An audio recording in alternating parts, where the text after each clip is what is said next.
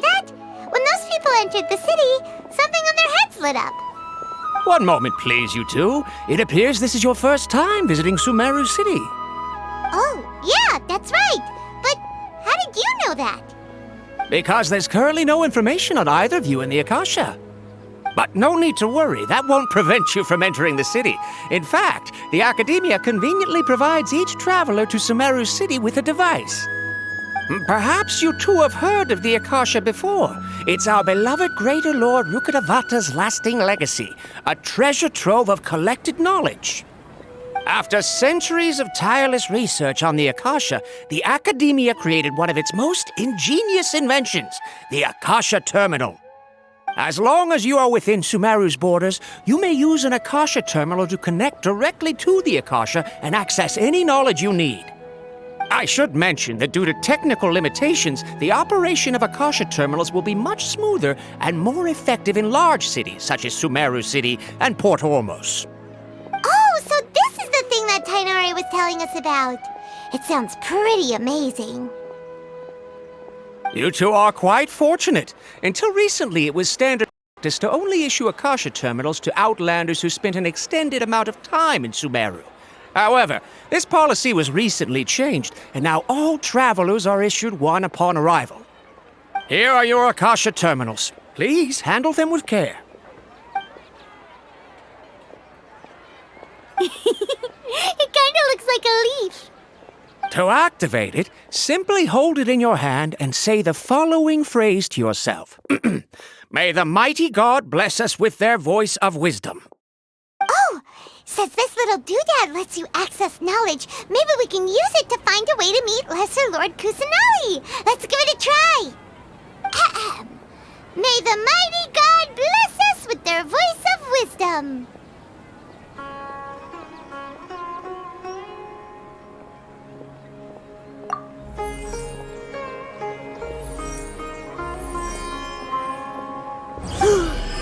Whoa! Just now, something clicked, and Paimon suddenly knew how to use this thing. It seems all we need to do is concentrate on what we want to know, and bam! You get it. Oh, that'll come in real handy. Exactly. That is the power of the Akasha. And with that, let me officially welcome you both to Sumeru City.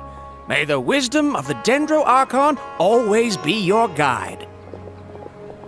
Okay, now that we're in, we can check the Akasha about Lesser Lord Kusanali.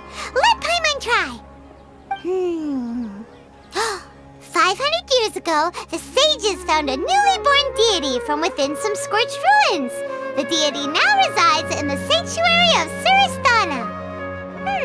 Seems pretty similar to what Kali was telling us. Okay, next, let's concentrate on asking how to meet her.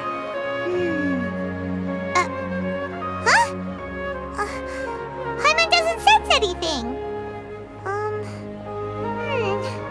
The Akasha didn't respond to Paimon's question.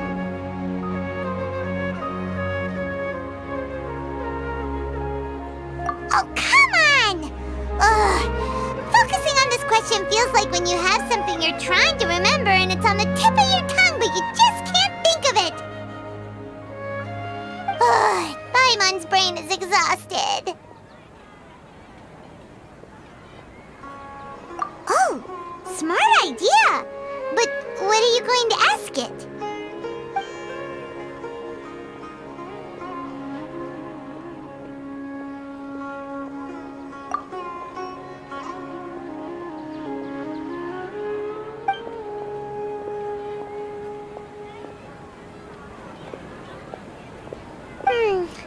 You too? Well, glad it's not just Paimon.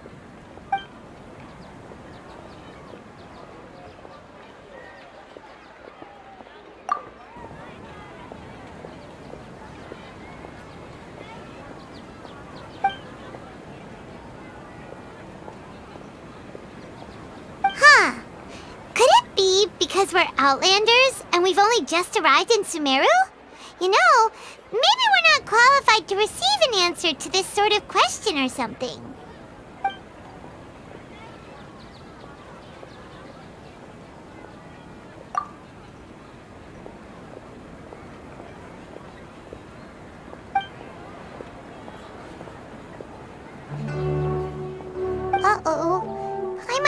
all teary-eyed all of a sudden. It feels like the people of Sumeru really miss their Archon. Well, seems no matter which way we try, we can't find anything that'll lead us to Lesser Lord Kusanali. Guess our only choice now is to try meeting with the researcher that Tainari recommended. He's from Sumeru and even has a position in the Academia. Maybe he'll be able to access more info from the Akasha. Let's see. Tainari wrote an address on the letter's envelope. Oh, it's not far from the city's gate. Let's head over and have a... Hello, are you Rohawi? Yes, that's me. Can I help you? Great! You see, Tainari sent us here and... What? Tainari? Please, there's no need to say anything, really.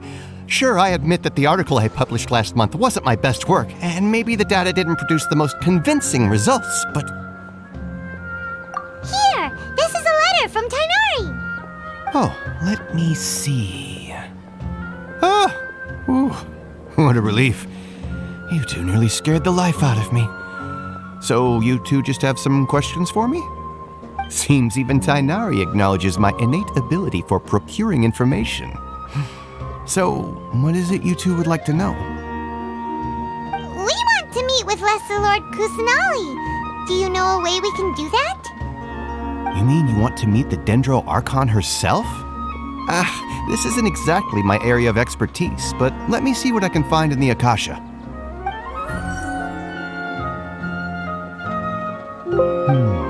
Sorry, the Akasha didn't respond to my query.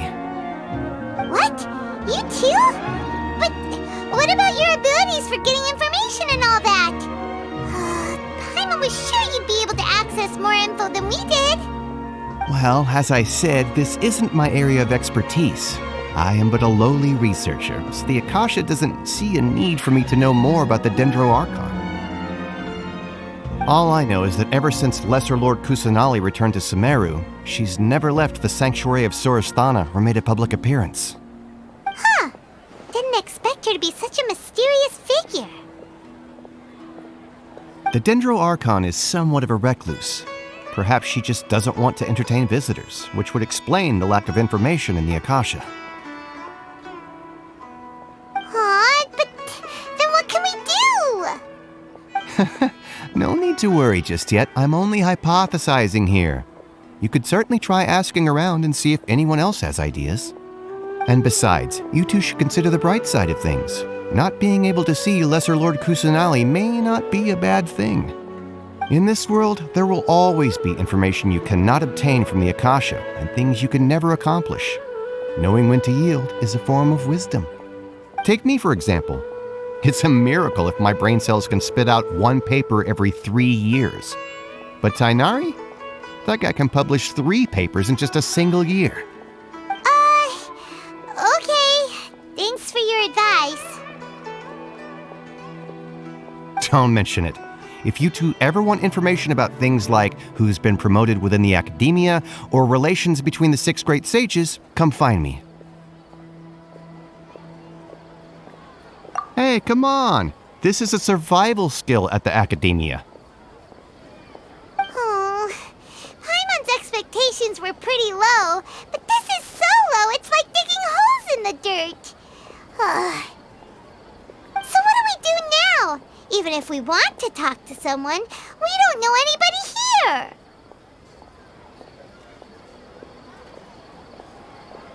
Huh? Like who?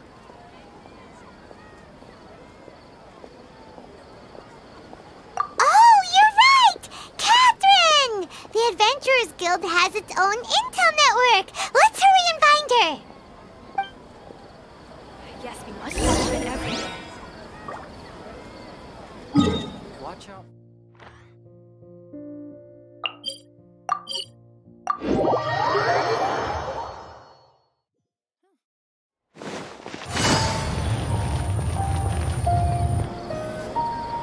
Ad Astra Abyssask. Hello, Traveler and Paimon. Catherine, we need your help with something. Understood. The Adventurers Guild is always ready to serve you. With what do you require assistance? We want to meet with Lesser Lord Kusanali. Do you know a way we can do that? You two wish to meet with Sumeru's Archon. Understood. Please wait.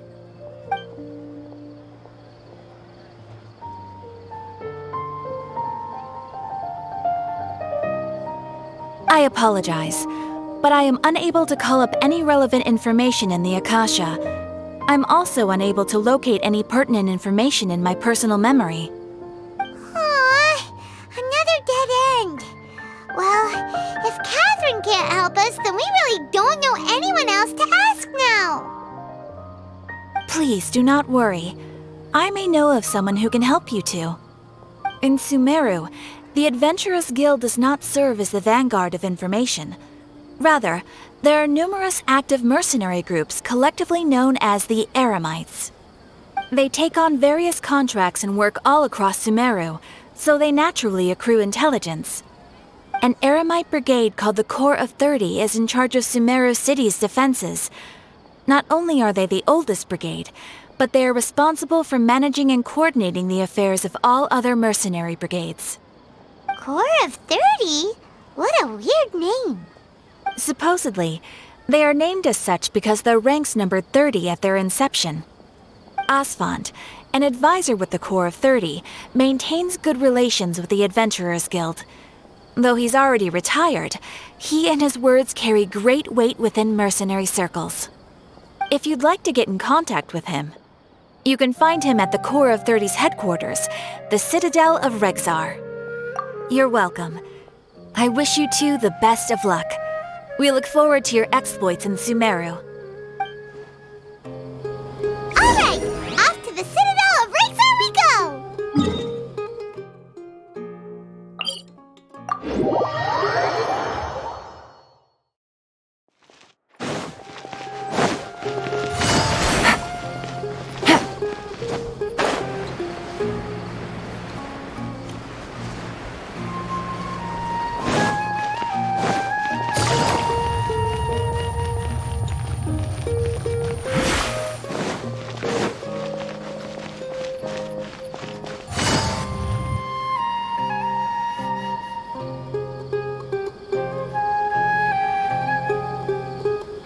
Welcome. The Adventurers Guild told me to expect you two. It's nice to meet you, Asfand. We'd like to ask you about something.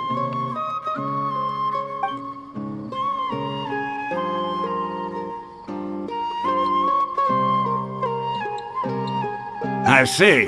So, Catherine's the one who sent you this way. Ha! It's true that the Eremites' network is vast, but even I can't help you meet the Dendro Archon. Wait, seriously? That's it? Afraid so. The Eremites aren't terribly religious, so we don't know much about divinities. As far as the Akasha goes, we can access even less than you. We originally came from the desert. The gods there died off long ago. Since those days, we've used our own two hands to carve out a living. We don't beg gods for their aid. It isn't just us, though. If you ask me, I think most in Sumeru aren't interested in Lesser Lord Kusanali. Oh? Why's that? Just take the Academia, for example. They're the ones who truly rule Sumeru.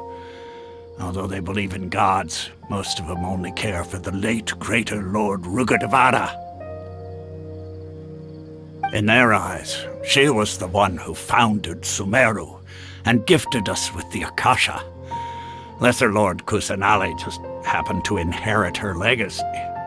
Because of the Academia's influence, most citizens are more familiar with Greater Lord Rugadavada and hold her in greater esteem. Not to mention that Lesser Lord Kusanali never makes an appearance, and the Academia never announces anything about her. As far as the people of Sumeru are concerned, she's just a god that exists. And that's all. Really? Aw. After hearing all of that, Paimon sort of feels bad for Lesser Lord Kusanali. But who knows? We're all just guessing when it comes down to it. Besides, I'm sure the God of Wisdom doesn't worry about her reputation among people like us. All right. Well, thanks for the info, Osfond. No problem. Always happy to help out the Adventurers Guild.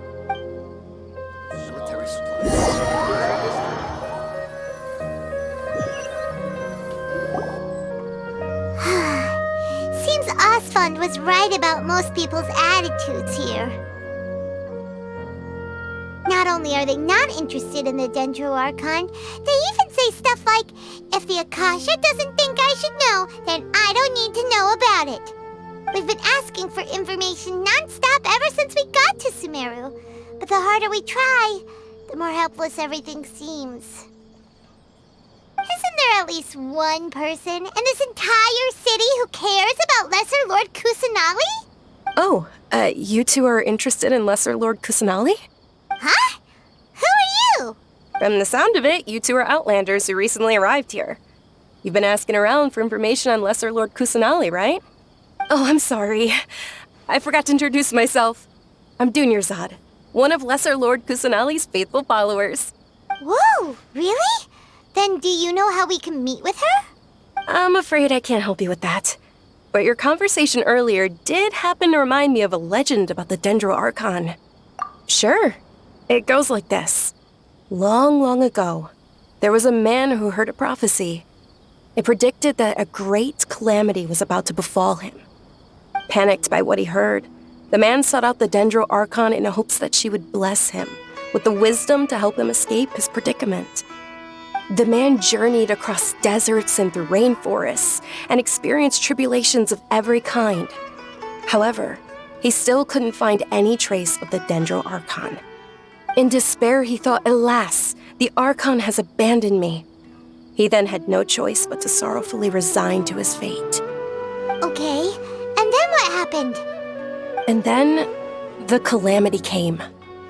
But to his own surprise, the man felt somehow emboldened by the trials of his journey. By relying on his own strength, he managed to overcome the adversity. At that moment, a bird perched upon his shoulder. This bird was, in fact, an avatar of the Dendro Archon. She said, "O Archon Seeker, do you now understand? She and her wisdom have long been found by you. Along your journey, we were in every flower and blade of grass, every ray of sparkling sun, and every breath of dancing wind. So long as you continue to think and ponder, we'll be wherever you go." Yeah, thanks for the story!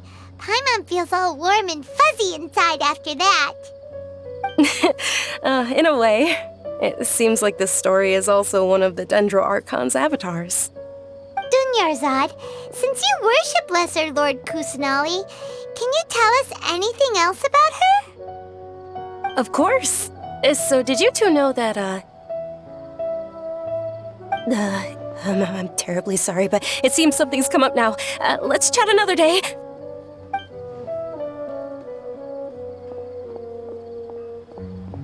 Hey, wait! What the heck just happened? It looks like they're searching for someone.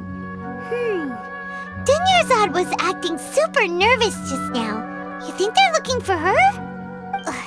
This stinks! We finally managed to find a lead about Lesser Lord Kusanali! We can't let them get in the way now! Let's see if we can get rid of them. Then we can catch up with Dunyarzad! Hey, have you two seen a brown-haired girl wearing a purple top and a long blue dress? We're looking for her. Did she have bandages wrapped around her wrists? Yes, that's her. Did you see which direction she went? Yeah, she went that way. Quick, after her!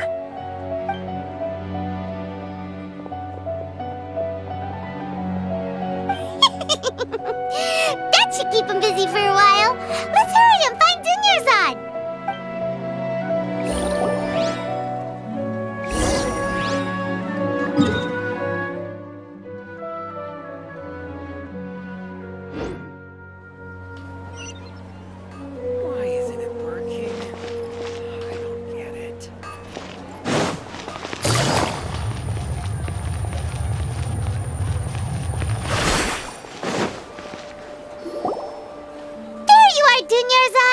We thought you might have been long gone by now. Oh, it's you two. Oh, you startled me there. You can relax now. We threw those people looking for you off the trail. Really? Thank you so much. Unfortunately, I believe there's still more of them out there looking for me. Uh-oh, looks like there's some coming this way. Huh? More of them? Then what are we standing here for? Run! No, wait, my body isn't in the best shape. It's difficult for me to run. Okay, sounds good. There's a tavern on the other side of the port we can go to. They probably wouldn't expect me to hide in a place like that. All right, let's move out. Stay behind us. We'll keep an eye out for anyone looking for you.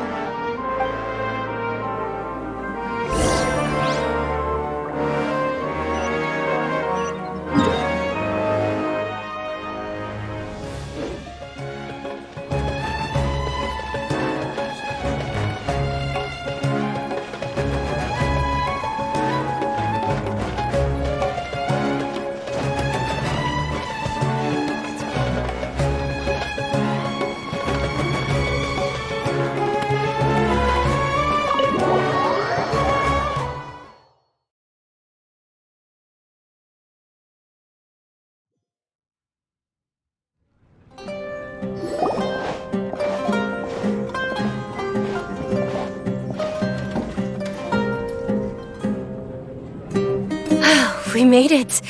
Oh, they shouldn't be able to find us now. Wait, stand down, Dia.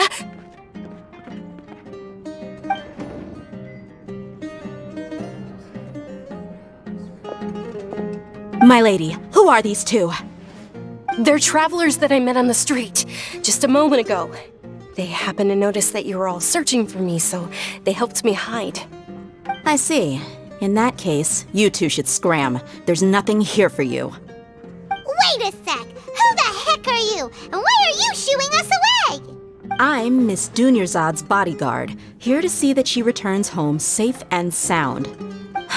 My lady, let's get going. You've been gone for so long that your parents are worrying themselves sick. And if I refuse to go with you? It'd be easier for the both of us if you cooperated. But if you insist on not going, then I'll have to carry you like a sack of potatoes. Hey! Dunyarzad already said she doesn't want to go back. Why are you still pushing her? Stay out of this. You don't understand the situation. Sorry, my lady. Even though I'm your bodyguard, your parents are my employers. I have to answer to them. How much? Wait, what? How much more do I have to pay you to become your employer? So you never listen to my parents ever again. Double? A triple? Give me some time and I'll get that much. My lady, this isn't about Mora. I don't know what you think of us Eremites, but let me say this. I like Mora, but I'll never go against my principles. That's why I'm here looking for you. Sure, it's an order from my employer, but my conscience was also telling me it's the right thing to do. And knowing your health, carelessly running around like this is gonna hurt ya. For the sake of those who love you, don't be stubborn. No, you're wrong. I'm aware of my limits and I know what I'm doing. Honestly, the only people being stubborn right now are my parents. And I know perfectly well that it makes no difference if I'm at home or not. They still won't accept reality. And every time I bring this up, they just change the subject. Dia, you've been living with us a long time already. This should be old news to you. Dia, I know it hasn't been easy for Mother and Father, and I'm grateful for everything they've done for me. But there's someone else in this world I'm also grateful to. Because she saved me. The love I have for her is the same I have for my parents. This is my life and my last chance. So I want to do something meaningful. My lady, are you sure what you're doing now is meaningful? Yes, I'm sure. At least, it is to me. Fine, I won't ask you to return home anymore. But let me make something very clear. I'm only doing this because I respect your determination, not because I agree with you. Thank you, Dia. Sorry for being so rude just now. My nerves were acting up. And I even brought up your payment in such an offensive way. Don't worry about it, my lady. I did say that I like Mora. Besides, that's our next topic of conversation. Today's little excursion caused such a ruckus that every single bodyguard at the estate was deployed. It wouldn't be easy to hide things from your old man. Since this definitely won't be your last escapade, here's a little tip. You should at least make it look like your room and things are still in order when you leave. Also, you'll need someone to cover you for when you're out and about. So, I'll let you hire me, my lady. This way, everyone wins. As for the pay, let's say half of what your father pays me. We can settle the bill when we return to the estate. Okay, deal. Yay! Looks like they've reached an understanding. I'm fine, really. I just feel a little tired now that things have calmed down. My lady, stop trying to look tough. We're already in a tavern, so let's rest up and grab some grub. I'm sorry for worrying you two. If you don't mind, I'd like for you to join us. Sure! After you rest up, we want to hear more about Lesser Lord Kusanali.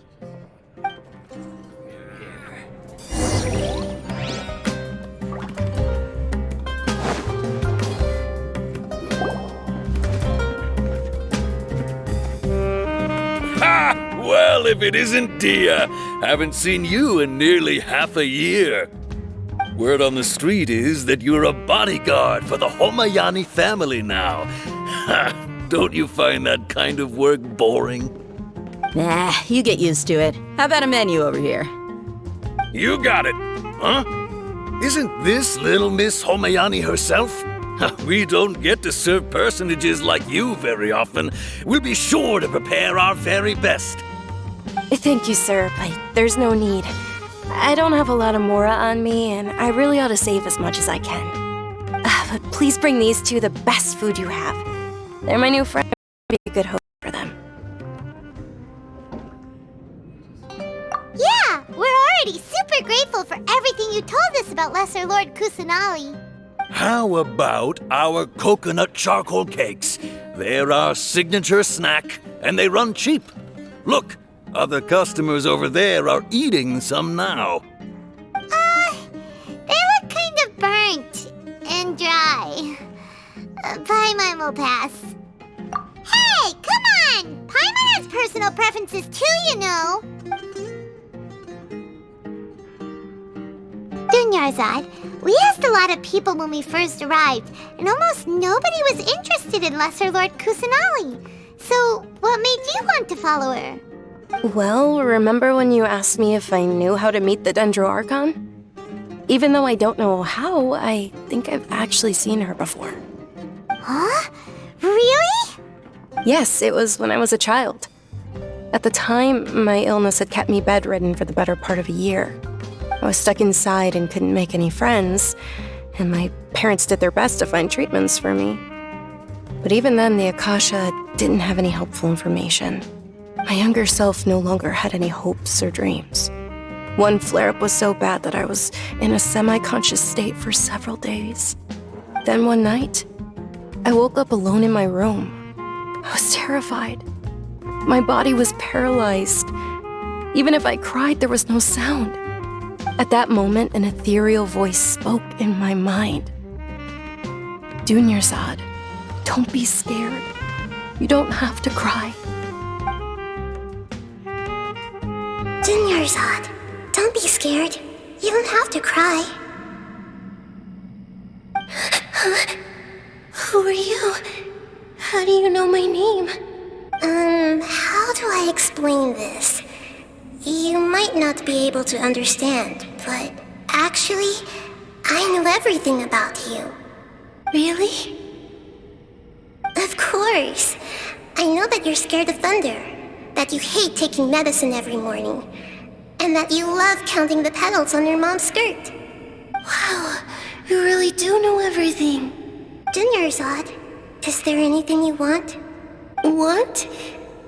Not really. I can't go anywhere or do anything. Huh? But aren't you a child? All children have wishes. Tell me what you want, and maybe I can make it happen. But Can you make my illness go away? Oh. I'm sorry. But I'm not powerful enough to do that right now. Then, can you be my friend? After that, the voice said, "Okay, I'll be your friend." Although my body was suffering during those days, that voice encouraged me and told me many wondrous things. Beyond my window was the flourishing Sumeru city. Beyond the city was a lush rainforest. And beyond that was the wall of Samiel, deserts, and all of Tevat. Once I finally made it through that bout of illness, I couldn't hear that voice anymore. I told my mother about it, but she said that I must have been dreaming.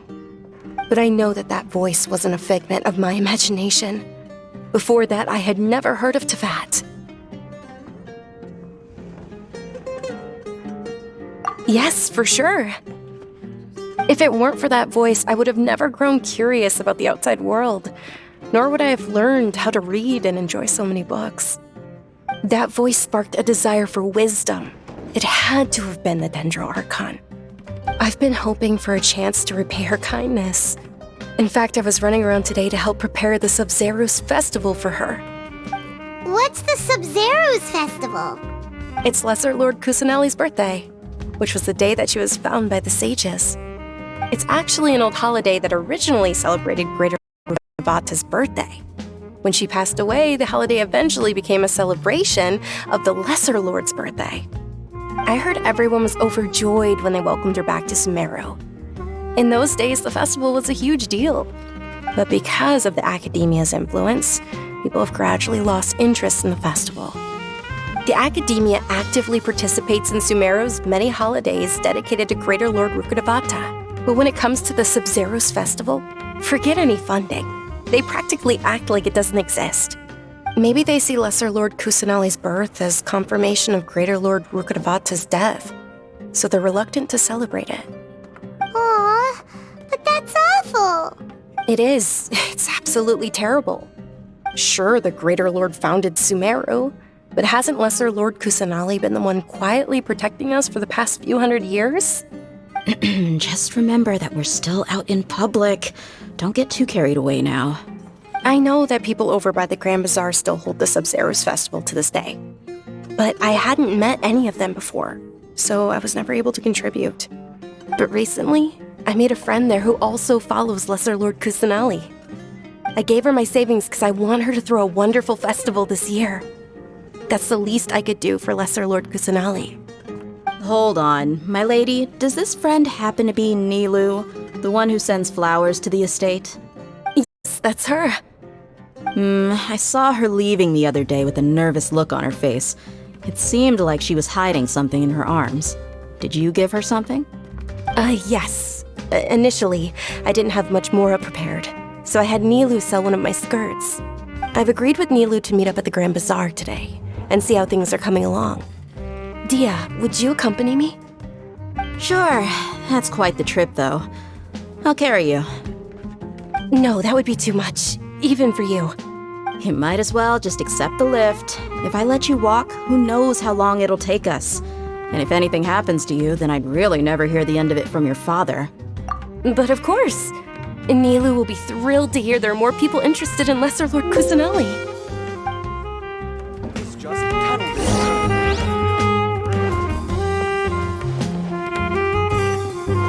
Take it easy.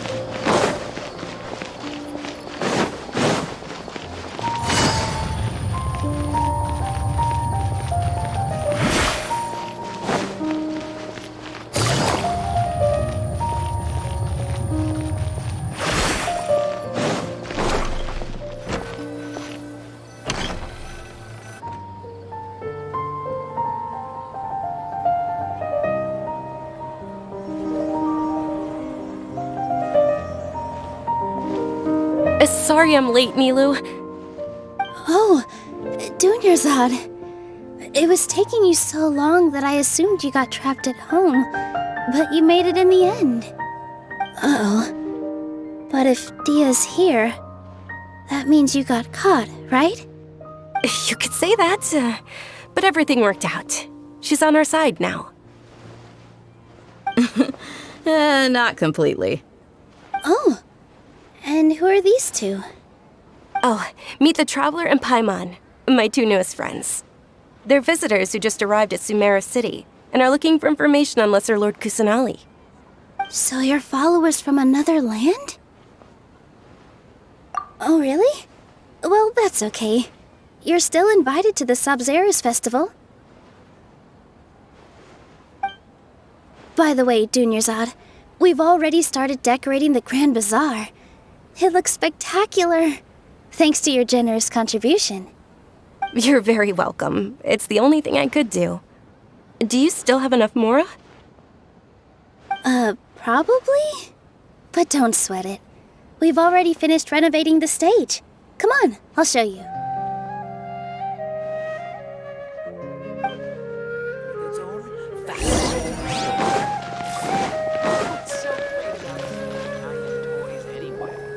Wow! This place is amazing! Not bad. Last time I was here, the stairs were full of holes. The stairs were nothing. A little while ago, we discovered that the tree above the stage had a huge chunk of bark ready to fall off. Mr. Zubair was worried sick. We reported it to the academia many times, but they never sent anyone to deal with it.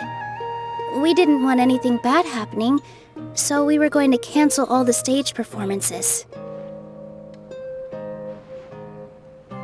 Oh, probably because it was the theater asking.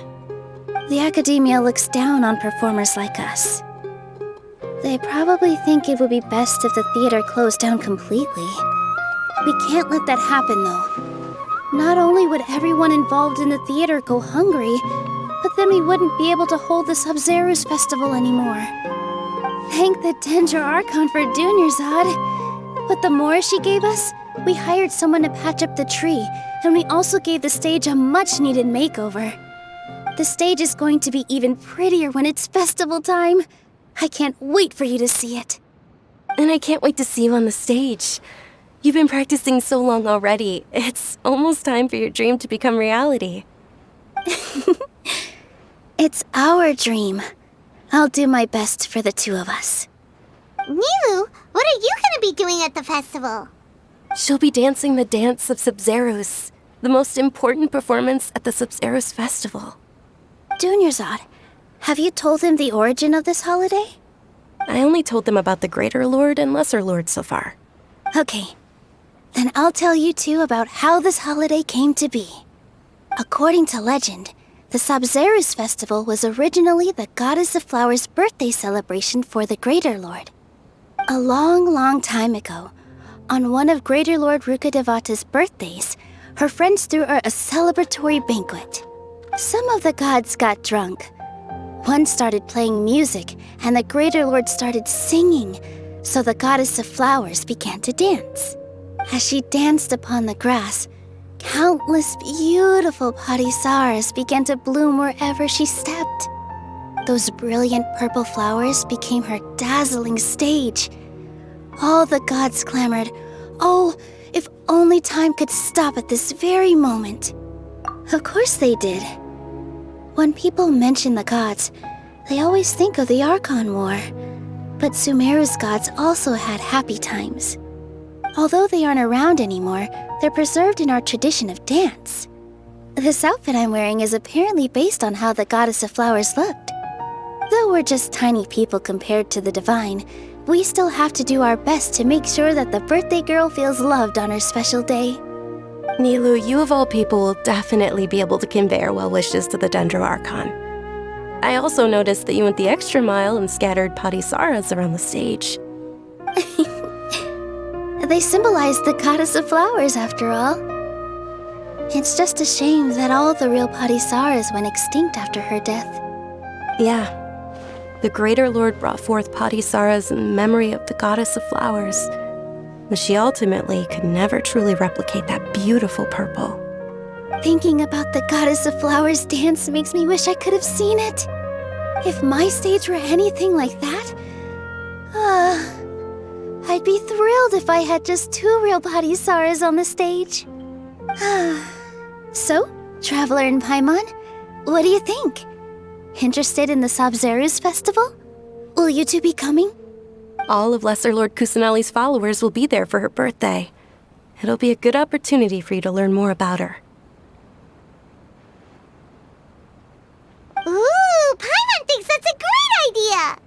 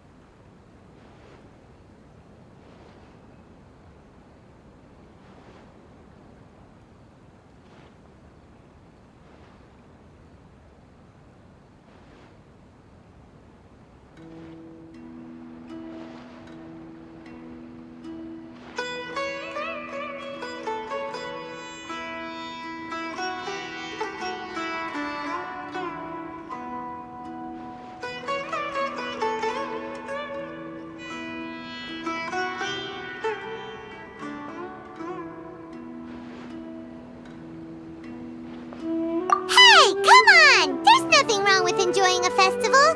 Besides, it's Lesser Lord Kusanali's birthday. She'll be happy to have more people who are celebrating it. So how about we all attend the Sabzeruz festival together? Dunyarzad, let me show you which stage decorations we've picked out so far. Traveler and Paimon, if that doesn't sound interesting to you, then feel free to explore the area. Everyone at the Grand Bazaar loves Lesser Lord Kusanali, and we're all looking forward to the Sabzeruz festival. In that case, we'll take a look around.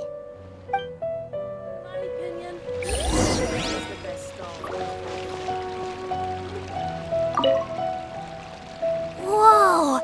What's with your yellow hair? And why do your clothes look so funny? Are you an Outlander? Did you know that the Sabzeruz festival is about to happen? There'll be loads of fun things to do at the festival. But the best part is when Ferris, the Knight of Flowers, passes out candy to everyone.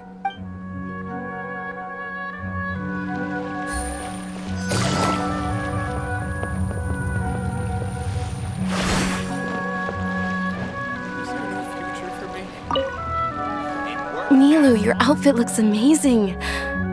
There's also something different about you from when we first met up.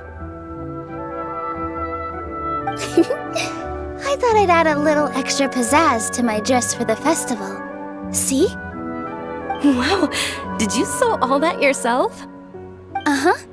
Sewing is a fundamental skill for everyone in the theater company because we make all our own costumes. Did you know that Mr. Zubair not only can make costumes, but props too? I've noticed that you can't keep your eyes off that crown over there. Would you like to try it on? May I? Of course! The legends say that the Goddess of Flowers had beautiful horns on her head, so this crown was made to reflect that. Dunyarzad, you look absolutely stunning with it on. It's like I'm looking at the Goddess of Flowers herself. On the stage, one must act with gumption.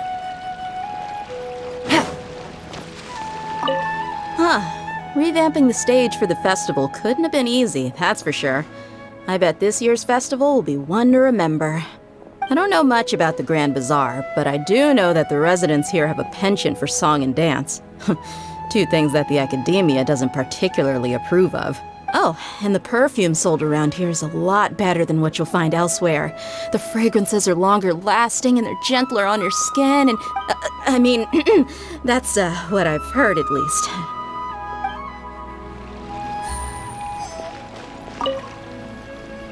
Things are really shaping up, and there's a buzz around the festival this year. We're expecting people from all over to come by this year and buy things during the festivities. Don't be fooled into thinking that Sumeru City has the best of everything. Some festival snacks are only offered here in the Grand Bazaar. And when it comes to musicians, dancers, or singers, the Grand Bazaar's got the best of the best. Sure, those folks at the Academia might not like it, but what's a festival without song and dance?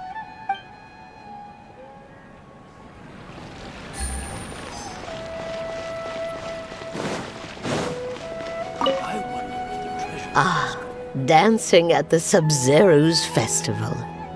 You know, I also danced when I was younger. As a child, I even asked my grandmother why we performed the dance for the Lesser Lord when it was originally done to honor the Greater Lord. My grandmother said that Greater Lord Rukkhadevata is a beloved deity and honored by all. And Lesser Lord Kusanali is too. If the goddess of flowers ever knew Lesser Lord Kusanali, then she would certainly have wished to be her friend and hold celebrations for her too. The Sub-Zero's festival has been losing its appeal over the years. That is, until a wealthy benefactor stepped in this year and brought the festival back to life. I heard she forked out a lot of mora to make it all happen.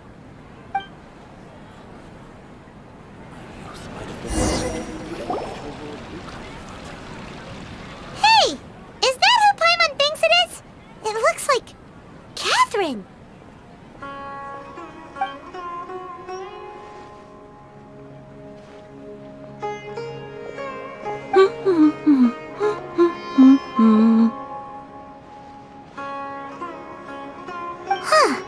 Come to think of it, Paimon's only ever seen her behind the counter at the Adventurers Guild. This is the first time we've ever seen her taking a break. Hey, Catherine! Oh, hey! It's the Traveler and Paimon! What's shaken? Whoa! Break time Catherine sure sounds a lot less formal than usual. Paimon was still waiting for her to say Ad Astra Abyssosque. Sure. Standing behind the counter at the Adventurers Guild doesn't require any complicated functions. But saying and doing the same old things over and over again can get pretty monotonous. Like watching the same Fontaine movie day after day. But take you two, for example. You travel across Teyvat to enrich your lives and gain new experiences. Well, we enjoy traveling across Teyvat and all that, but we're mainly looking for clues about her brother. Yes. You should keep searching. Sometimes the answers we're looking for aren't necessarily at our intended destination. Instead, they're found along the way. Huh. Haven't we heard someone say something pretty similar recently? Anyways, what brings you out here, Catherine? No, not particularly. I guess you could say that I'm loving the recent atmosphere here. If festivals bring happiness to everyone, then that's where their true value lies. Oh, it looks like it's about time for me to be heading back now. Alright, we'll see you next time at the Adventurers Guild. Oh, by the way, thanks for connecting us with the Eremites. We've already made some great friends in Sumeru City thanks to you. I'm sure you two will get along well with the people here. You've already been blessed by the element of Dendro, after all. See you around.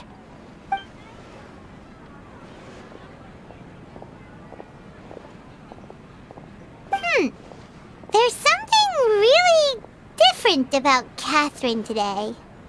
Hey, Traveler. Paimon. Oh, hey, Dia. What's going on? I've got something to tell ya. My lady knows you're looking for ways to meet Lesser Lord Kusanali, and she's been trying to come up with a way to help you. Well, I have an idea that might help. Are you serious?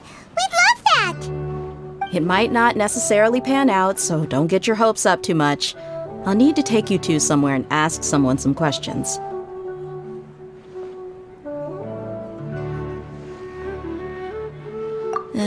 My lady is feeling a little worn out at the moment. Nilu's found a place for her to rest. After I take my lady home, let's meet in front of the Citadel of Regzar. Sounds like a plan. Let's head over to the Citadel of Regzar and wait for Dia. Life is so dull here. I've got...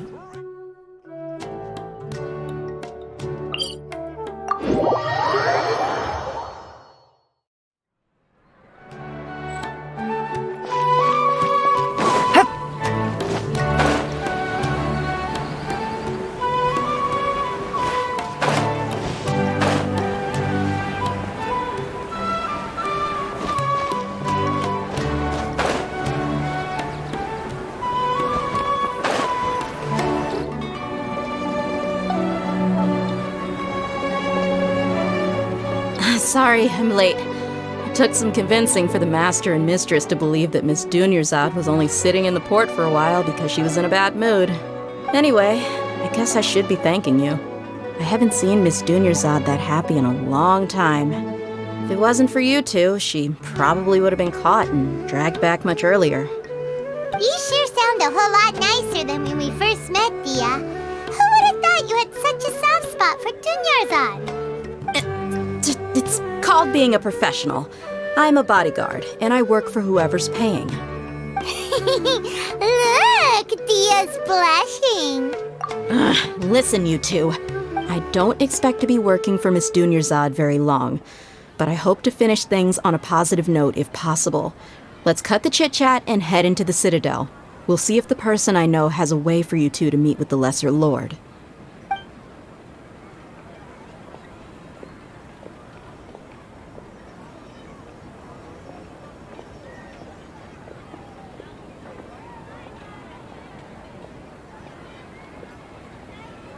Oh, hey, Chief.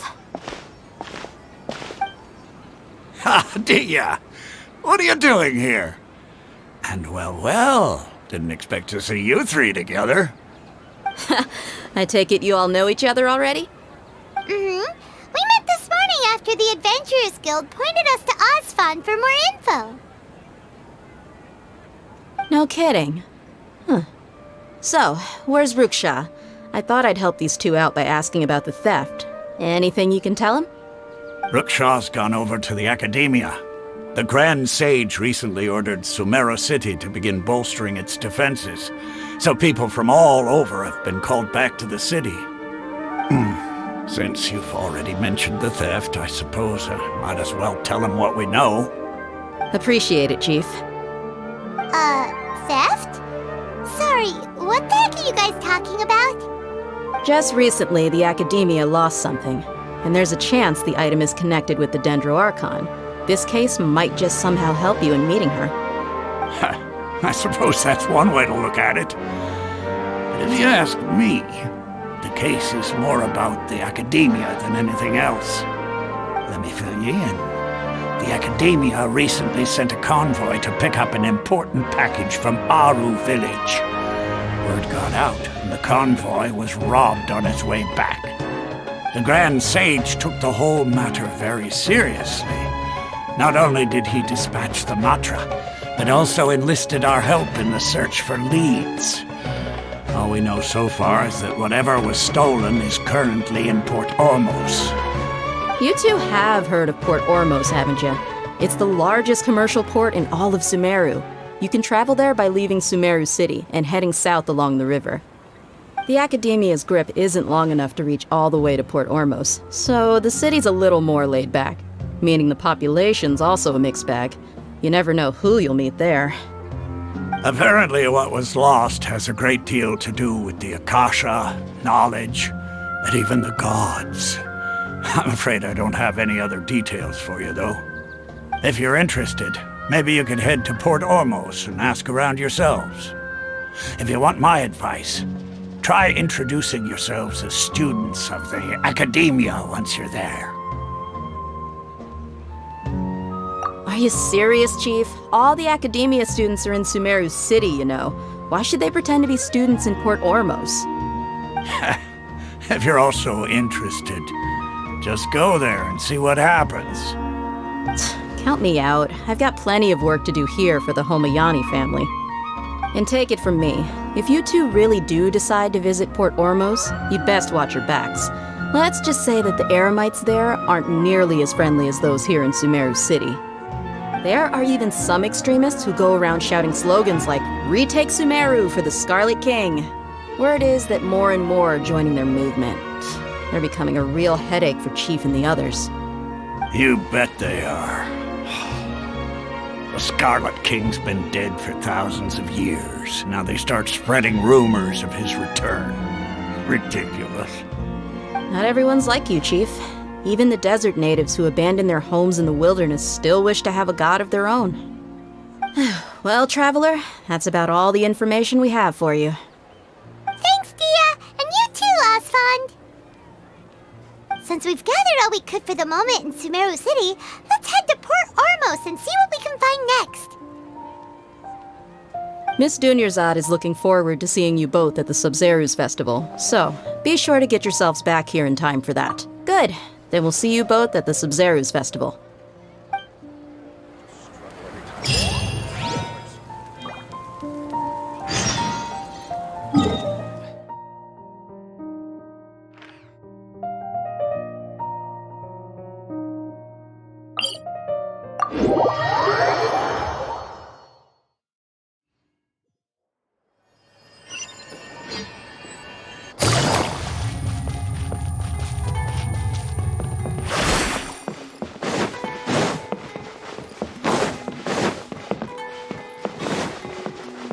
Take it easy.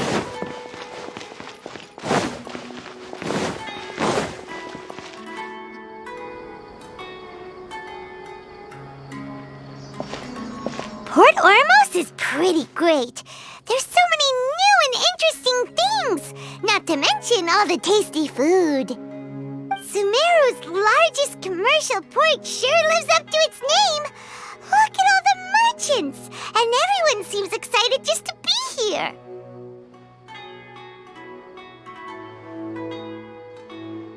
How did things end up like this?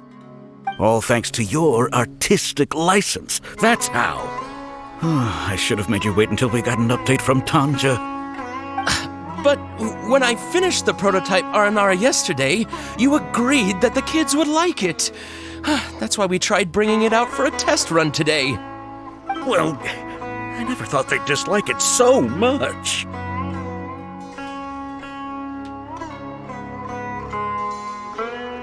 Oh, what should we do? Whoa. Yeah. Compared to everyone else, they seem really down in the dumps. Let's go find out what's going on. Hey there! Paimon's name is Paimon, and she's a traveler who was just passing by. Is there something bothering you? Oh, I noticed you two a moment ago.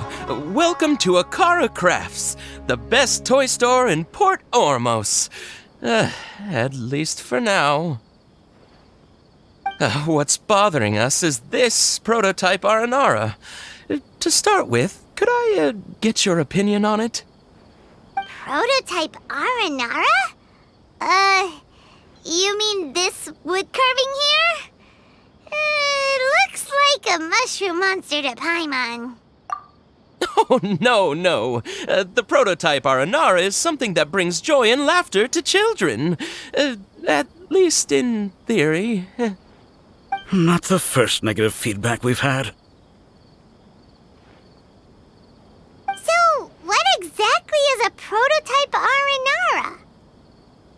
So for context, Aranara are magical creatures in Sumeru fairy tales that live in the forest. For the store's 20th anniversary, we plan to release a series of hand-carved toys based on the Aranara stories that kids know and love. This is a prototype we made to get an idea of how they would react. But when we put it out there, the reaction was not quite what we'd anticipated. They thought it looked like a mushroom too, huh? No, worse than that, actually. I can't quite describe it, though. And I'm also not very good with kids. Maybe you could ask them for yourselves.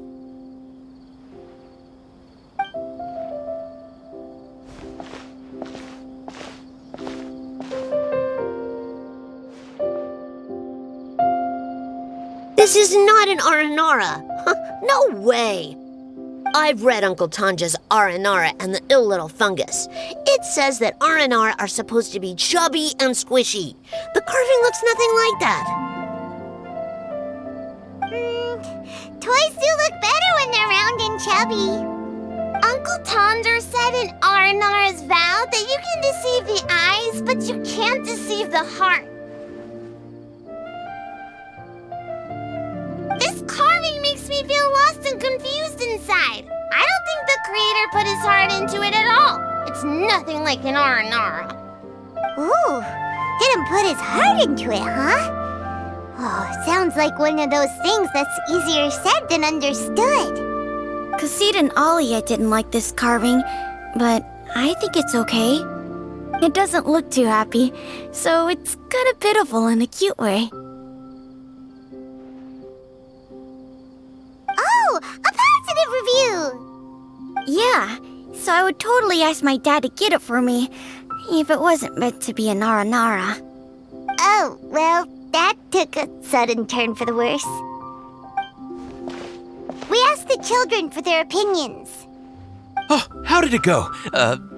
Has it maybe, grown on them at all? Oh, this is such a shame. Why isn't Tanger back from Gandharvaville yet? Oh, the kids kept mentioning an Uncle Tanger, too. Who is he exactly? Uncle Tanger is a famous children's author here in Port Ormos. He wrote quite a few stories in the past, but none of them were popular among children. Just like our prototype Aranara. But around a year or so ago, he suddenly had a eureka moment or something, and suddenly the children loved every one of his stories. That's right. My little Ghaffari loves his stories too. The whole reason we decided to make these carvings was because we saw just how popular the Aranara are among children.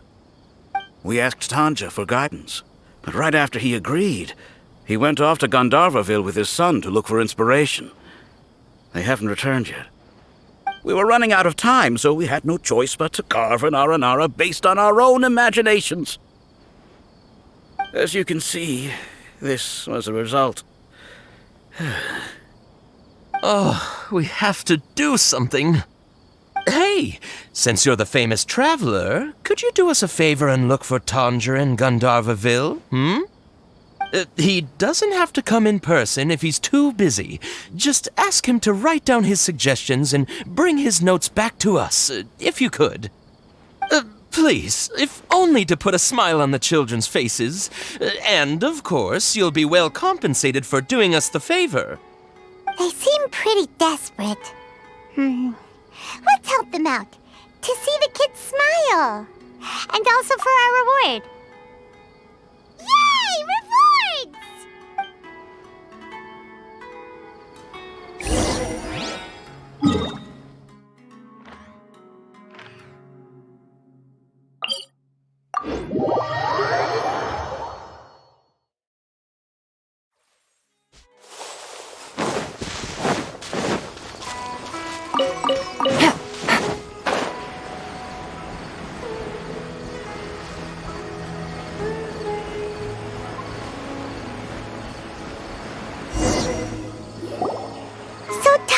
Supposed to be here in Gandharvaville looking for inspiration. But how do we find him? Should we yell his name at the top of our lungs? Hey, buddy. What's your name? What are you doing here all alone? Do you live in Gandharvaville? Regardless, don't worry. As a trainee forest ranger, I'll do everything I can to help you. Hi, Miss Forest Ranger. I'm Rozzy. Don't mind me. I know the way back to Gandharvaville. When people say, don't mind me, what they really mean is don't worry about me. That's all the more reason not to leave you alone.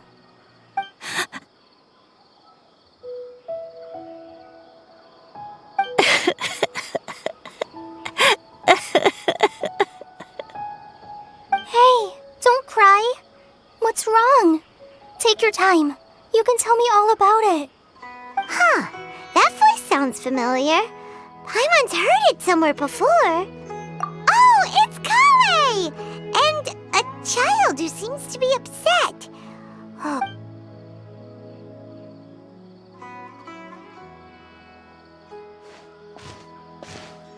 Hi, Kale. How have you been? Paimon and Traveler. I've been doing pretty well. Thanks for asking. I'm helping Master Tainari patrol the forest. What brings you here? We're here on an errand. We heard your voice, so we thought we'd come ask you for help. You seem kinda busy, though. I'll be fine. You go help them first, Miss Forest Ranger. I'm okay, really. The sand got into my eyes, that's all. What a well-mannered child. Sand? There is not a lot of sand in a forest. You keep saying you're okay because you don't want us to know what you're upset about, right? Maybe. That's exactly why you have to get it off your chest. Here's a trick. If you're keeping a secret that bothers you, you can try telling it all to a tree hollow.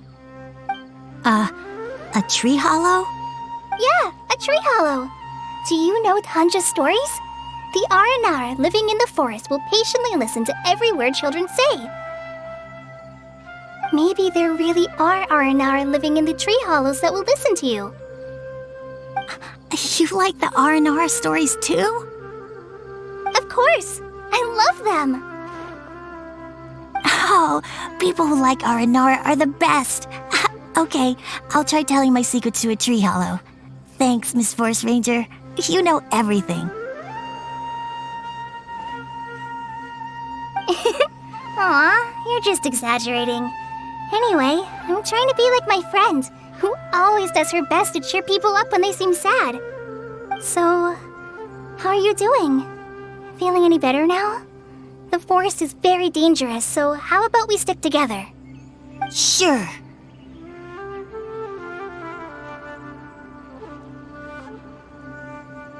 Wow, Kale's so good with kids.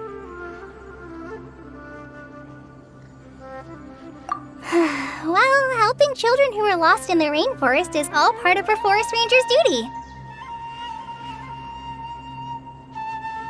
So, what was it you wanted help with? You're not lost too, are you?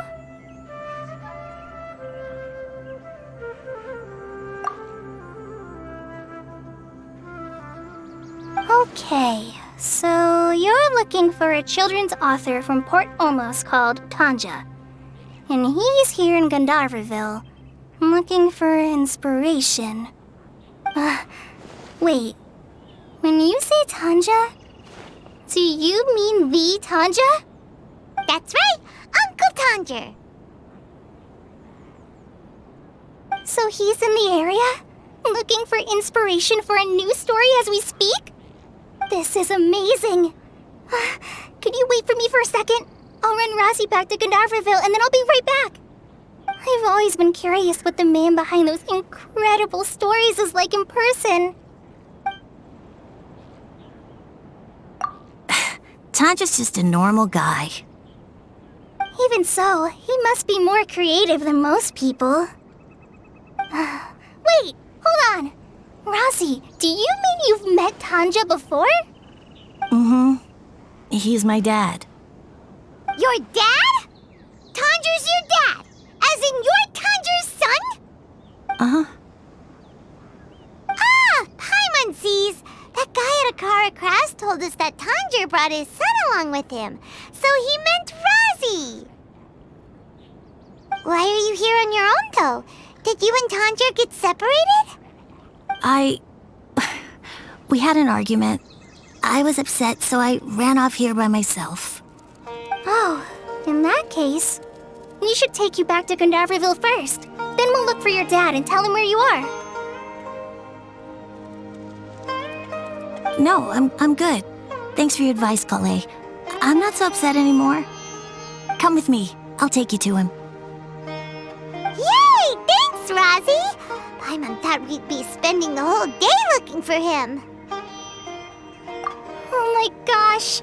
I can't believe I'm actually gonna meet the Tanja! Oh.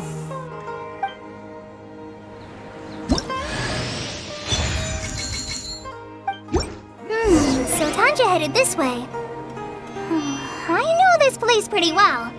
Follow me.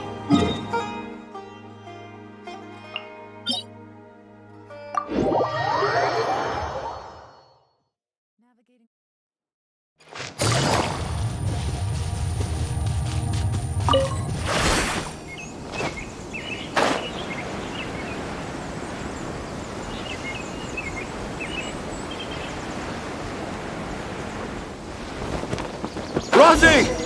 Where are you, Rosie? Someone's calling.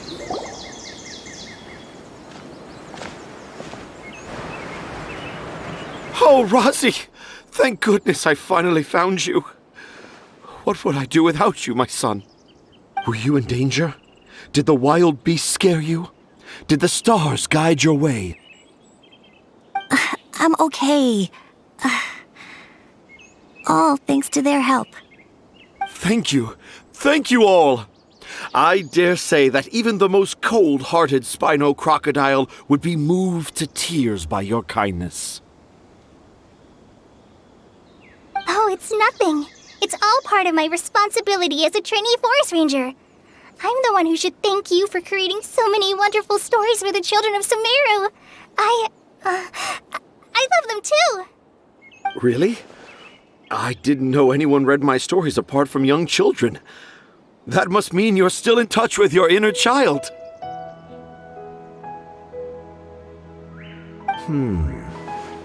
Okay, then. I have the inspiration for my next story. It shall be about an Aranara granny who's a child at heart. Huh? It's an honor to become the source of your inspiration. Whoa. Kale looks like she's about to pass out. Hey Kale, are you okay? I'm okay. Sorry. I just got a little too excited. Are you two story lovers as well? Yes. The moment I saw you, the image of an aura giant and an aura finch traveling together popped into my mind.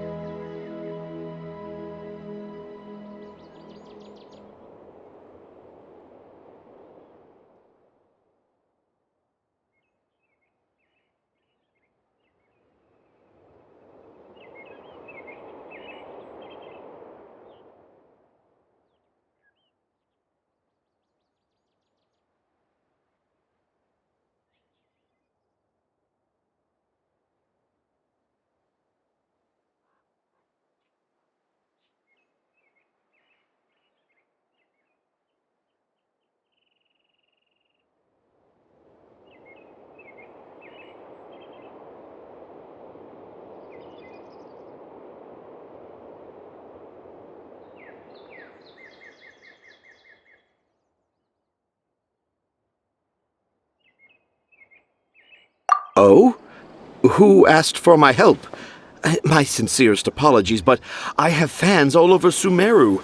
Trying to remember every last one is like trying to identify each grain of sand in the desert. Seems like Tanja has a slightly exaggerated view of what it means to be a children's author. Also, Paimon's not a finch. That's nothing to get excited about.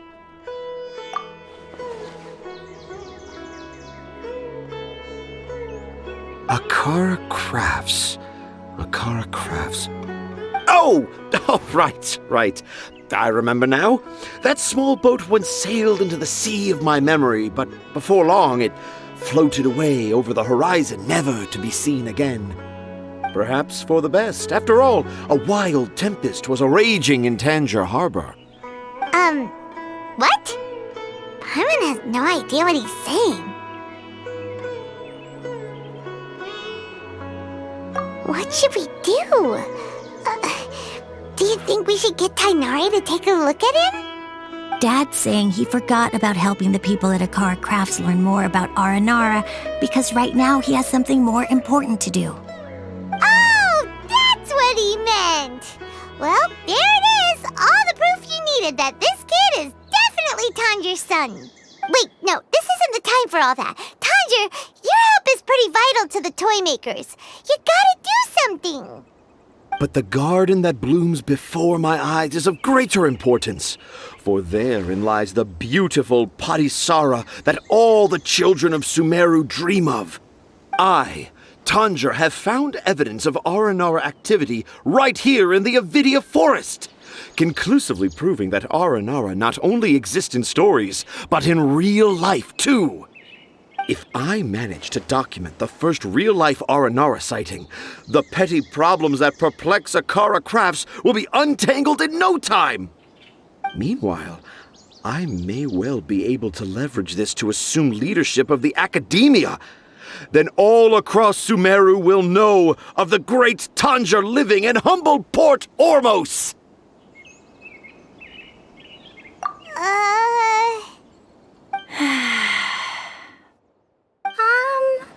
I haven't written any papers myself, but I think you need to have a bunch of them approved by the review board before entering the Academia. You also need a detailed and objective experiment record. Anyway, Tanja, what did you mean by evidence of Aranara activity? The hook's what's important in a story. The great storyteller Tanjir never gives his audience the bait right away. Come with me. Wait, not that way. Kale, what's wrong? Nothing. But that way leads us deeper into the Avidia forest. I'm just concerned for Tanja's safety. And I think I'm starting to understand why Razi and Tanja were fighting.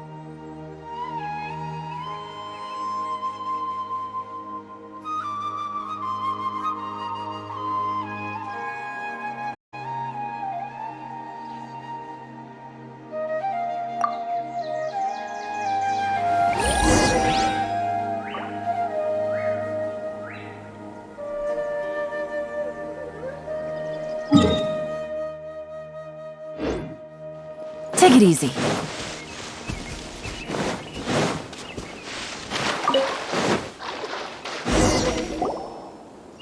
Just as I expected, the promise of one of my stories has kept you hot on my heels.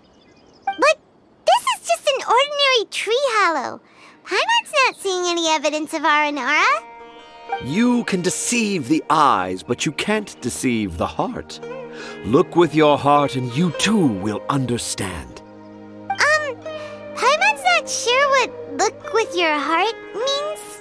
But anyway, let's start by investigating the area around this tree hollow.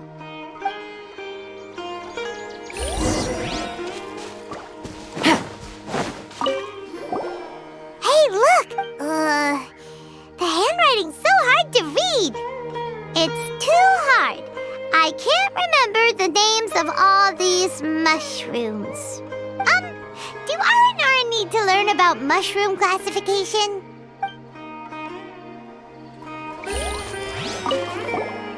Here's another note that says, "This tree hollow is my castle." That sounds more like something an Aranara from the stories would say. There's another one here! If only I were a clever Aranara. A clever Aranara. Is the emphasis on clever or Aranara? Take it easy. How does it feel to bear witness to a groundbreaking discovery? Exciting, isn't it? The crude handwriting may look like a child's, but don't forget, we're in the middle of a rainforest. I doubt that a child would be able to reach this deep into the forest, and I doubt even more that they would think of this lowly tree hollow as some sort of impenetrable castle. I boldly hypothesize that this tree hollow is in fact the Aranara's academia. The notes we saw were written by the Aranara themselves. There is no doubt in my mind about that. An Aranara that wasn't so bright left a note here wishing to become a clever Aranara. Oh, I shall craft a new story for them and call it The Aranara in the Tree Hollow. How's that? Don't the very words just conjure up images of Aranara in your mind's eye? Nope.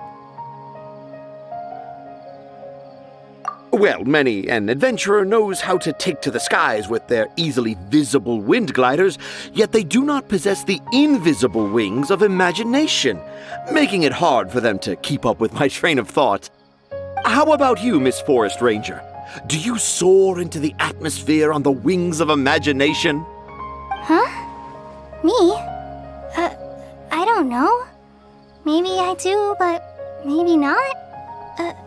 Anyway, it has nothing to do with me, so... Yeah, I'm fine. It's just that witnessing Tanja's creative process is a little... Overwhelming. Oh, yes. Yes. Overwhelming.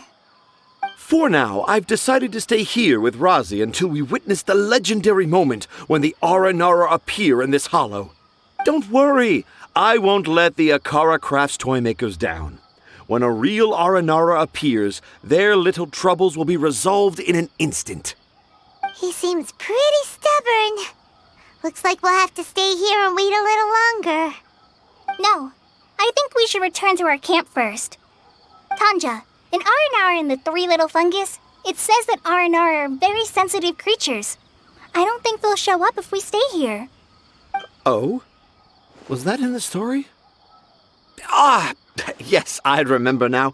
Miss Forest Ranger, you sure know your stuff. In that case, let's go back to camp and call it a day. We'll continue our search for evidence first thing in the morning.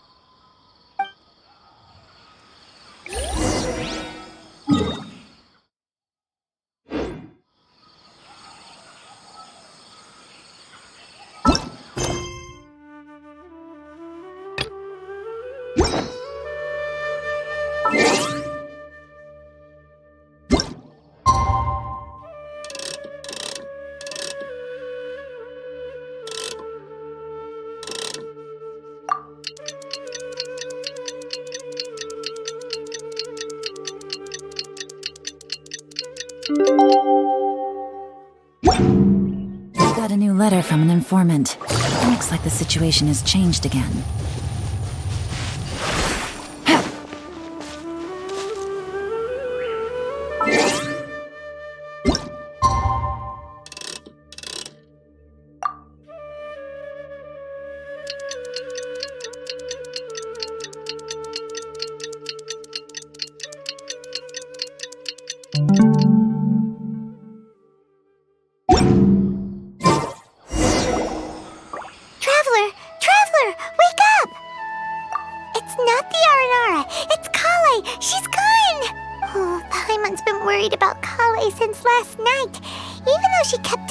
She was okay after we saw the evidence of Aranara activity.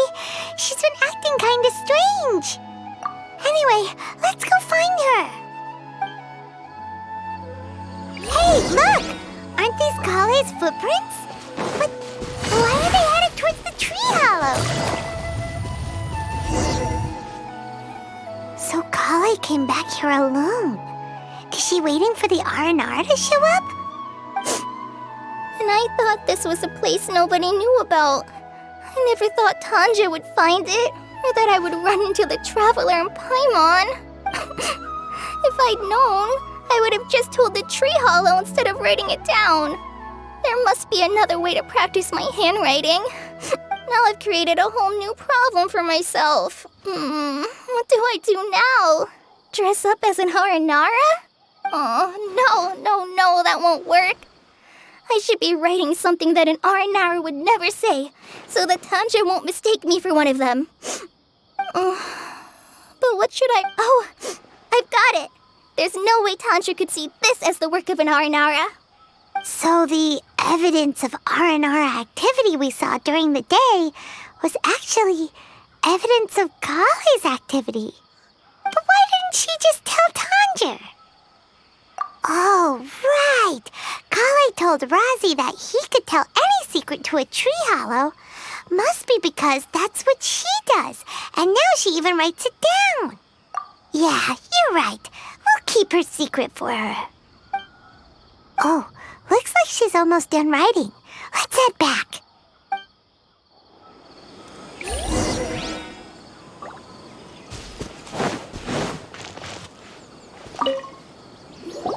Aha! There's a new note just as I expected. Yes! It's the same handwriting, which means it must have been written by the same Aranara. Let's see what it says.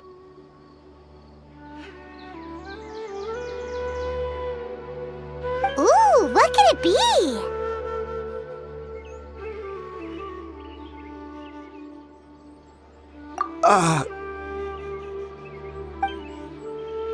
I want to visit Mondstadt during the Ludi Harpastum again? No, that's impossible. This must be some kind of mistake. How could an Aranara go to Mondstadt for the Ludi Harpastum? Even I would never write that into a fairy tale. So, in other words, the notes can't have been left by an Aranara. Yeah. If you ask me, they were probably left by a passing merchant from Mondstadt or something. Definitely not an Aranara. No, I refuse to believe it.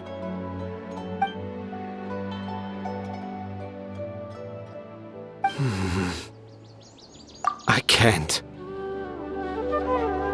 What do you mean you can't? It's not like it'll take you a huge amount of effort. You've written so many stories beloved by the children. I'm sure you can help create carvings that are just as successful. No! I can't do it. I thought that if I could find an Aranara, I'd be able to help Akara Crafts. But it was someone from Mondstadt all along. But you've managed to write all those stories without ever having seen a real Aranara, right? What makes this so different?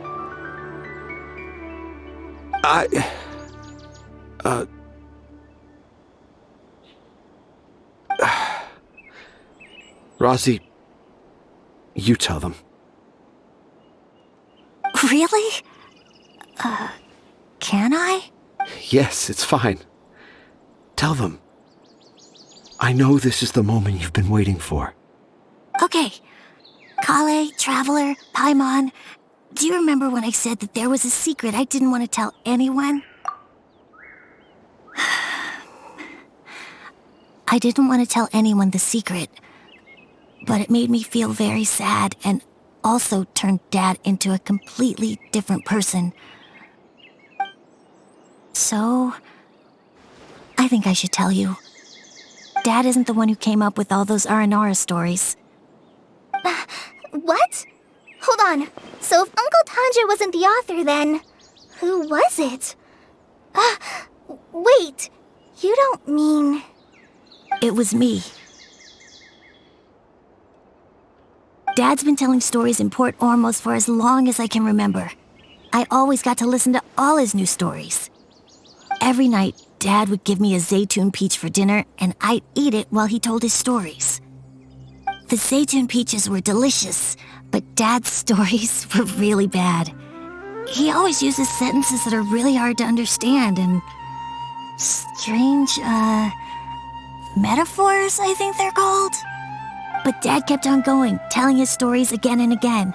One time, he even borrowed a camera from Lord Sangema Bey's shop and got me to take pictures of him in action.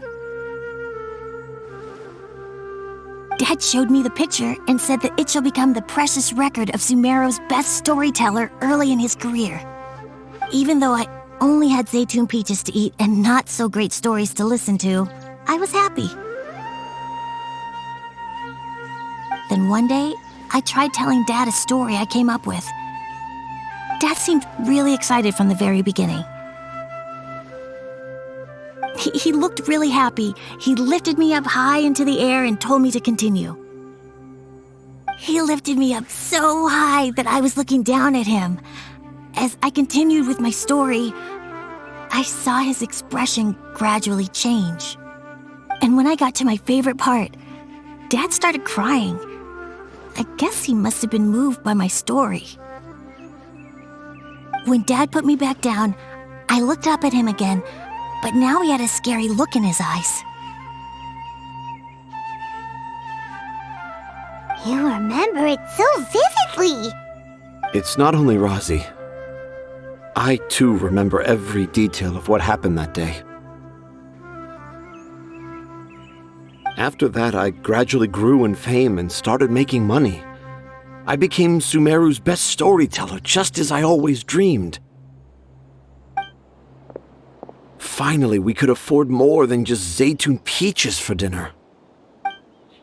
I thought it would make Razi happy.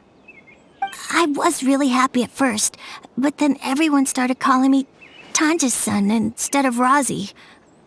I kinda guessed why, but I also didn't want to believe it. Dad got busier with things that had nothing to do with storytelling, like that request from Akara Crafts. So I made up my mind that this time, I just want to be good old Razi so that Dad will become good old Dad again. Instead of Dad the way he is now, starting every story with, "Dedicated to my dearest Razi."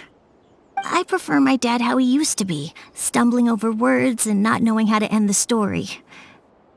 That's why I decided to keep how I imagine Aranara to look like a secret. Wait, Paimon gets it now. To sum up, all of Uncle Tandra's fairy tales were actually stories written by Razi.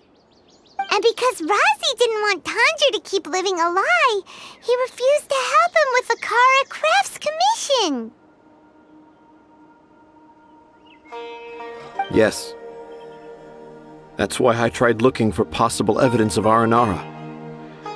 But it turned out that I was just being a clown, as always. And not even a funny one. I'm a terrible father. I'm sorry, Razi. I'm so sorry. And I owe you all an apology, too, for wasting your time. Razi's the only one who can help Akara Crafts. If you can manage to persuade him, that is. Right now, I think I just want to find a tree hollow and be quiet for a while. Are we gonna let this happen?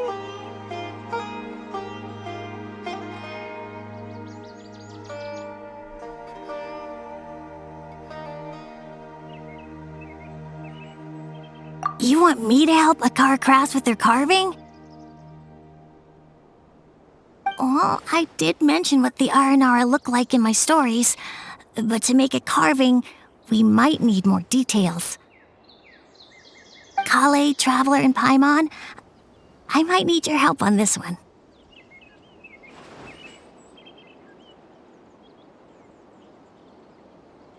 I've never really left Port Ormos before. This is my first time in Gandharvaville. Well, it's my first time being so far from home. Sumeru is so much bigger than I thought. Seeing new places has given me loads of new ideas for my Aranara stories. So I want to visit more places in Sumeru. That way, I can help Akara Crafts create an Aranara carving that everyone will love. And I also want to take pictures of Dad everywhere that we travel to.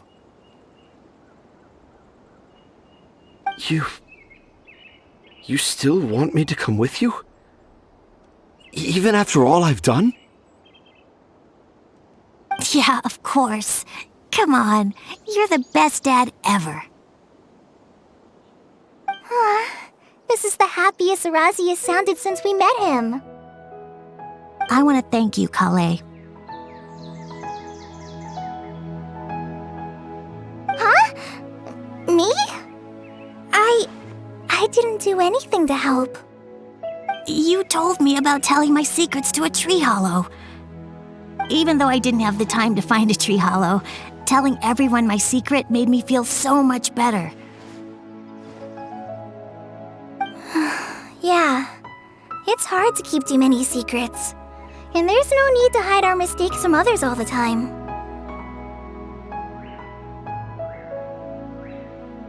I made a lot of mistakes back in Mondstadt. But when I look back on them, it all feels more like a new beginning. I'm sure this experience will be the same for Tanja. Yes. I'll do my best to become a good father again. Wait. Did you just say you've been to Mondstadt?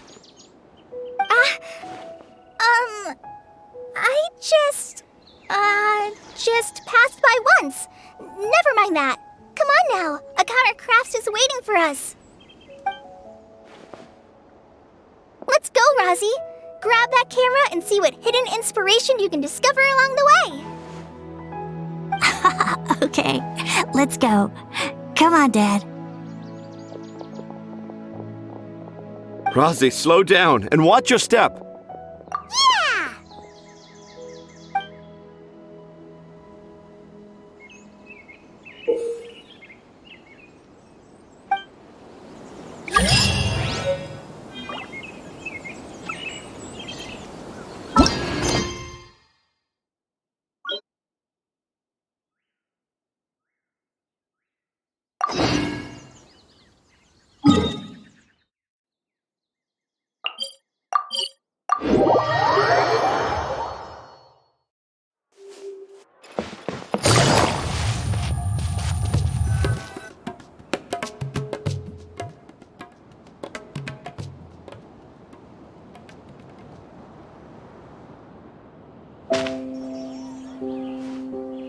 Come and have a good look yourself. Traditional spices of the highest quality, made with pride and experience. You've got a deal. I can't thank you enough for always looking after my business. Believe me, I'm not making this up. Several Eremite mercenary groups are nearly in open conflict, but does the core of 30 care? And that's not all. Did you know that... Wow! Talk about hurly-burly! This place is busy! Guess that's only to be expected for the largest port in Sumeru. Maybe it's because of what Dia told us earlier, but Paimon can't seem to shake the feeling that there's also danger lurking in these crowds. Let's get our bearings so we can start looking for leads. We know that whatever the Academia lost is related to the gods. But other than that, we don't have much else to go on.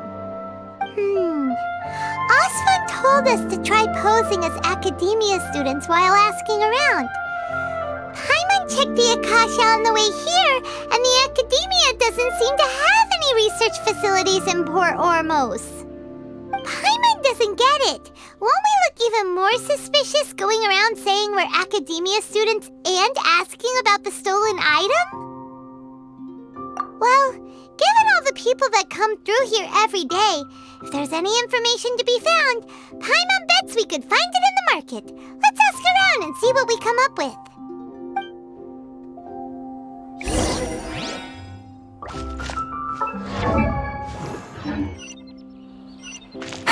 Take it easy.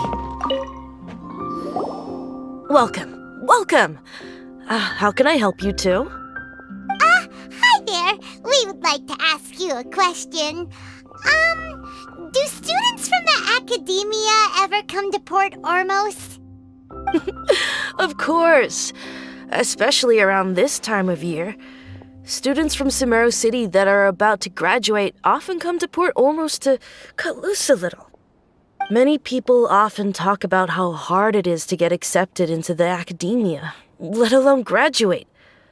But those who finish their studies and go on to become full-time researchers at the academia have it even harder. Sure, we may not be Sumeru City, but Port Ormos offers beautiful scenery and a stress-free environment. Some even say it's good luck to come to Port Ormos, so students and researchers come flocking here when things get to be too much at the academia. Ah, you see over there? Those are students from the academia.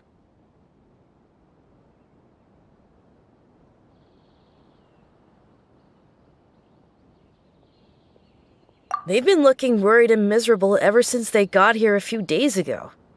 If you ask me, the life of a merchant is better. So long as the Akasha teaches us what we need, then life is good. Those students seem to be discussing something. Let's see if we can listen in.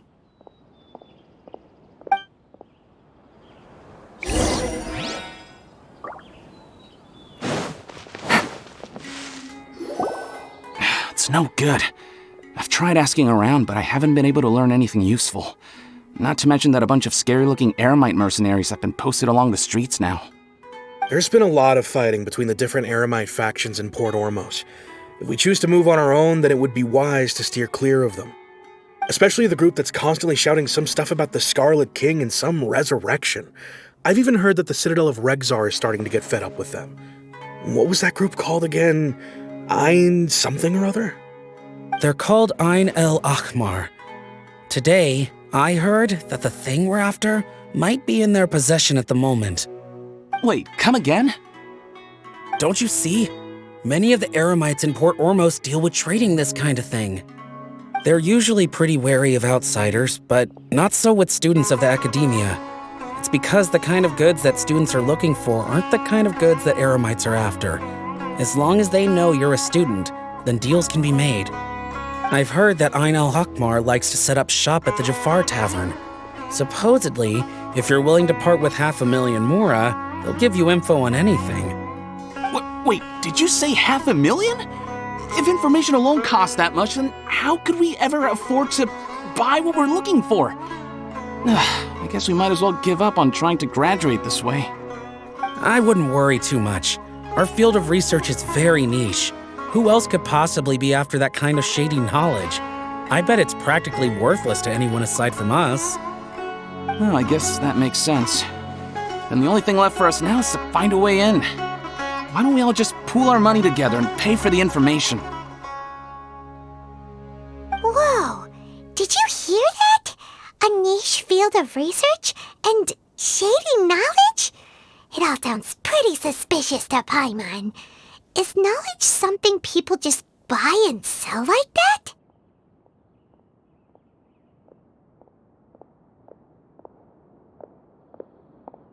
So, what's our plan? Wait, didn't you hear what they just said? Buying information is going to cost us 500,000 Mora! Have you lost? Oh, all right. Paimon never thought she'd agree to parting with that kind of Mora. But if you know what you're doing, then we should give it a shot.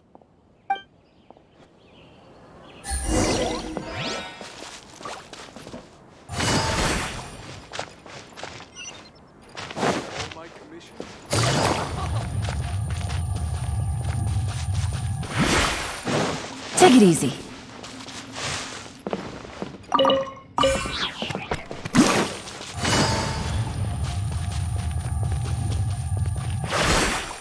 This is the place we heard those students talking about. Oh, you've arrived. Please, take a seat. So, they think that they can go toe-to-toe with the boss? Ha! Once we reclaim the power of the Scarlet King, they'll be the first that the boss punishes. They're nothing to be afraid of. Our main rival now is the Caracal Battalion. They've also amassed a significant amount of Mora this time, so we mustn't underestimate them. How can the Caracal Battalion compete with the boss when they're nothing but a bunch of money-grubbing opportunists out for a quick Mora? Yeah, with Boss's fervent devotion, he'll be able to use this power to bring our god back this time. Huh. All these guys talk about is the Scarlet King. so they're probably the ones we're looking for. Greater Lord Ruka Devata. That traitor and her followers must not be spared. The day will come when the Scarlet King exacts vengeance on Sumeru, and all of them shall be punished. Yeah, Paimon was wondering what they meant too. We should ask about that if we get the chance later. How can there be kind of...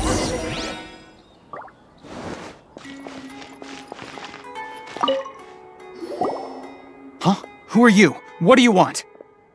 A traveler? Now's probably not the time to talk about that.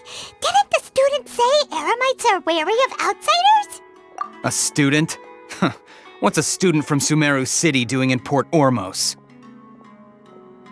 Ah, well, if it's info you want, you've come to the right place. The question is, can you afford it? Paimon can't stand to see so much more go. Here, this is the merchant's address. Whatever you're looking for, you'll find it there. Well, what are you waiting for? Oh, that's right! We heard you mention the Scarlet King just now. We're actually interested to know more because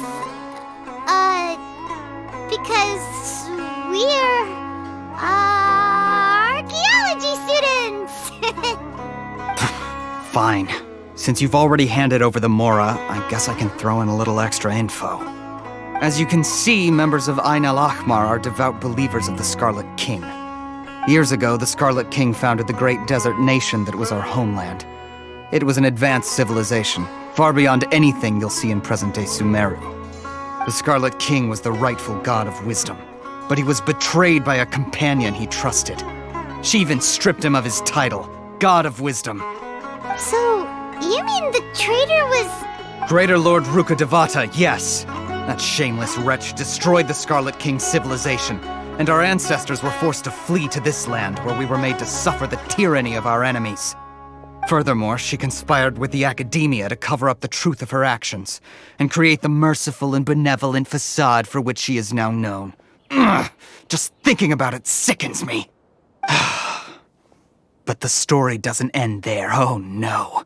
The Scarlet King isn't truly dead. The voice of the Oracle has been heard in the desert, prophesying his resurrection. Mark my words, our god shall return. And when that day comes, all followers of the traitor and all the desert dwellers who have forgotten their true god will suffer retribution together. If what I'm saying makes you shiver with fear, it might not be too late for you to become a believer of the Scarlet King. I don't have anything to say to you Academia people about that. I think this conversation has reached its end. Not just yet. This man is a fraud. Huh? You again? Deranged Academia lunatic. Yes, it's me again. I already warned you that if you weren't willing to sit and discuss things with me, I'd take measures to make things uncomfortable for you. Listen to me. That address he gave you is fake. Or at least, you won't find a merchant waiting for you there. This group has been boasting all around that they can provide information on a certain item as a means of luring people into their territory. Once you show up, they keep up the act until they have hard evidence that you want to purchase said item. Then they use that to squeeze you for all the Mora you're worth. Hey! Shut it all, Hatham! What are you playing at, trying to ruin our business like this, I told you the other day. I wish to discuss my terms with your boss. Ha! The boss made it perfectly clear that he won't negotiate with you. Yes, and in no uncertain terms. But that was then. It does not preclude him from changing his mind in the future. I'm warning you, don't push us, or this could get ugly.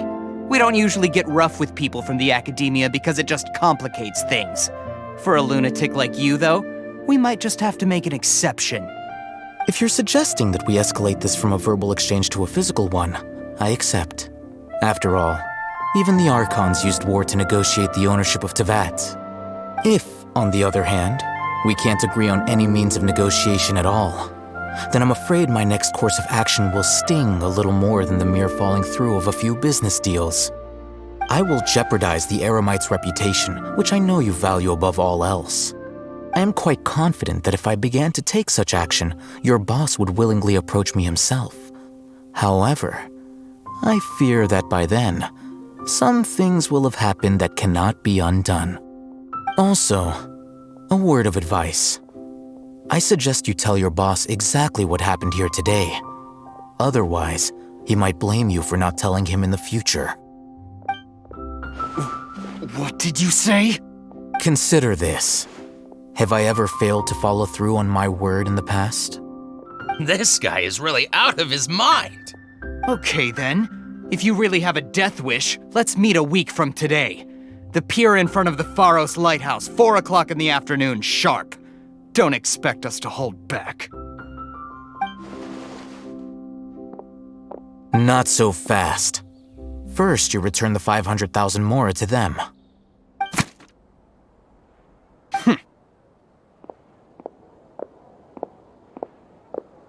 Please, I beg you, don't provoke them. We can't afford any trouble with this crowd. They haven't even paid for their food yet.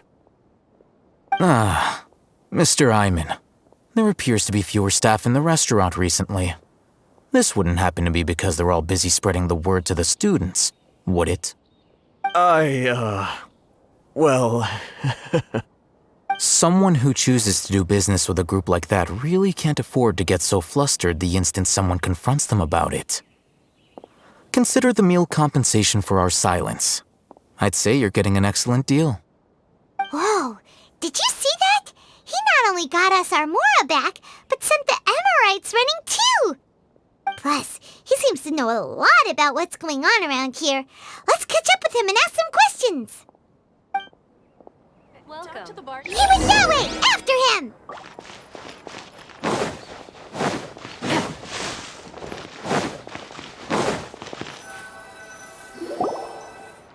Wait up! It's Al-Haytham, right? What do you want? No need for thanks. My goal was to get to them, and you two gave me just the opportunity I needed. We're even. Oh, I advise you to keep your distance from them. Since they weren't able to make off with your Mora in the end, they might harass you again in the future. All right. Goodbye. Hold your horses! We still have something to ask you about! Since you tore through their scam right in front of them, you must know the real story about certain something, no? Who exactly are you two? And why are you inquiring about that?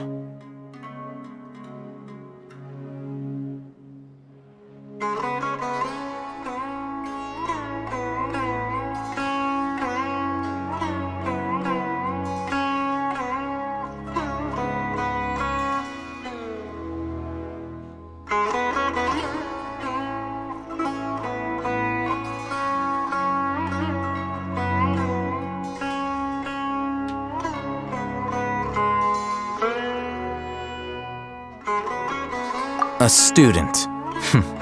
Right. Look, you should know that those thugs conducting business with you had nothing to do with your lie. Huh? Oh, yeah! She's really strong! Weren't you saying something about a physical exchange? We can help with that. She doesn't even have a vision. Forget it. Maybe not, but she can still use elemental energy. Otherwise, there's no way we'd go asking for info from from guys like that. Those high-headed thugs are definitely gonna bring a lot of backup for your next meeting. Even if you don't go alone, you won't regret taking us with you.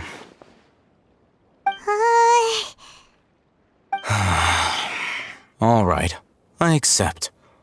Got a pen and paper? If you're searching for someone who sells that kind of merchandise, I'll give you one of their addresses, and you can try your luck. We'll reconvene at the appointed time by the pier. It doesn't matter if you show up or not. So, since you were happy to give us this merchant's information, does that mean you can tell us exactly what we're after? You were willing to part with 500,000 mora for something and you didn't even know what it was? Okay. Well, if you truly are as skilled as you claim, then you can beat the answer out of them when they become hostile. Look, if you've been making inquiries, then you have to know something by now. Tell me what you know so far, so I don't waste time repeating information. We know it's connected to the academia somehow, and that not only do the Eremites deal in it, but some students want to get a hold of it too. You know almost everything there is to know, but you're unable to compile this information because you've never seen the object before. This is what you've been looking for. Huh? Paimon can't tell what it is. It looks like some kind of ornament. This is a knowledge capsule. To put it simply, it's a vessel that can store a fixed quantity of canned knowledge. It's like a miniature Akasha. Anyone who links it to their personal Akasha terminal instantly becomes privy to its contents. Correct. Anyone. Unlike the Akasha, which heavily regulates who can access what information, knowledge capsules confer their contents without any requisites. That's amazing! It's essentially a convenient and harmless vestibule for knowledge. Unfortunately, it's illegal in Sumeru to privately possess or trade them. They were created as a means for scholars to transfer knowledge gained from Irminsul into the Akasha, and are intended to be destroyed immediately after use. But despite strict regulations, some of these knowledge capsules will always escape destruction. After all, there will always be those in this world who are dissatisfied with life as designed for them by the Akasha and wish to change their fate. Over the past century, a wide variety of canned knowledge has been leaked from the academia. Now, in Port Ormos, the valuable ones are a means to Mora for the Eremites. Meanwhile, those which the Eremites deem to be useless to them occasionally prove useful to the common citizens and hapless academia students. Well, I think that about sums it up. Ah, so that's your true objective. With our current arrangement, I don't believe I can offer an answer. You're still resolved. Fine, let's talk somewhere with fewer people.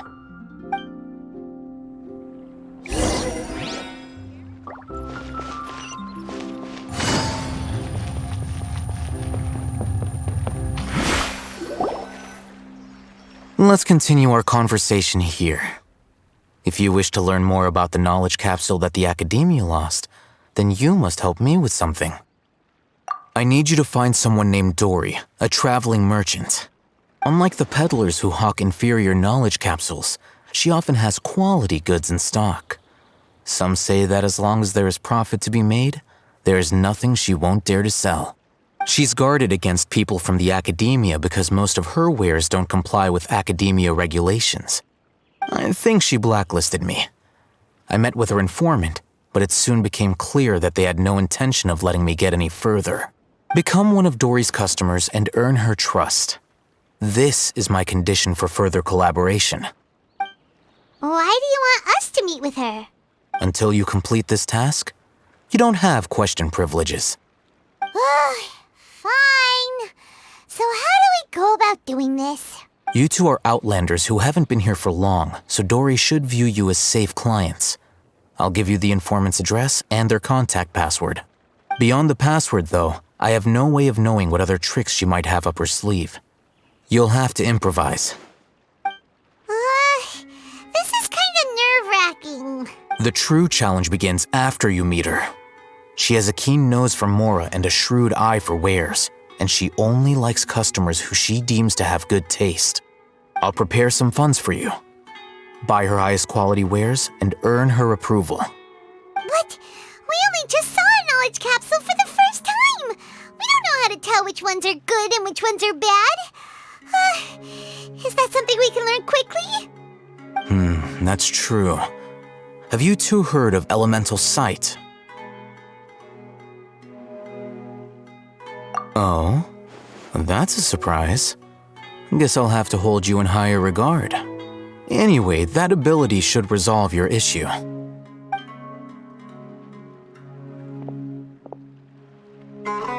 Here are 2 knowledge capsules.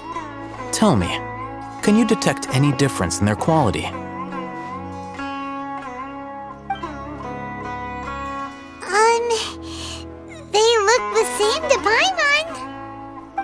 Try inspecting them with elemental sight.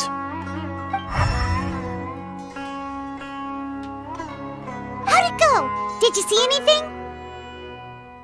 Rumor has it that higher quality knowledge capsules generally appear brighter when viewed through elemental sight. That's because knowledge originates from Irminsul, the root of Dendro power itself. The more powerful the knowledge, the richer it is in Dendro energy. However, some canned knowledge with a high concentration of elemental energy is of little use in contemporary times, so those capsules are of little value. Using elemental sight is merely a stopgap measure, but it should suffice for earning Dory's trust. That sounds pretty impressive. Here's a sheet with the informant's location and contact password, and here is the mora for purchasing canned knowledge. Don't be cheap. You'll need to spend to catch Dory's eye. If there's any mora left over, just keep it. Oh, and be sure to exercise some caution. There have been Matra present in Port Ormos lately. Your efforts will be for naught if they catch you. Matra? They belong to the Academia's regulatory body. They also handle cases of illegal canned knowledge transactions. The Matra are razor sharp. You're in for nothing good if they lock their sights onto you. If you two want to back out, now's the time. Okay, then we have a deal. If you succeed in your dealings with Dory, come find me at the Wikela Funduk. We'll have an open discussion then. Looking at what Al-Haytham wrote, Dory's informant is a traitor near Old Ormos.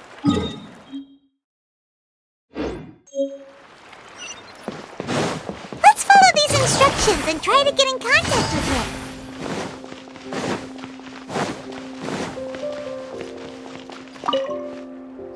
Hello. What are you two looking to buy?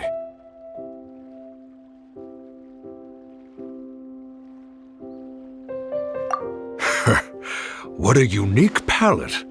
We have unripe hara fruits, but we usually keep them in the back. I'll have someone escort you.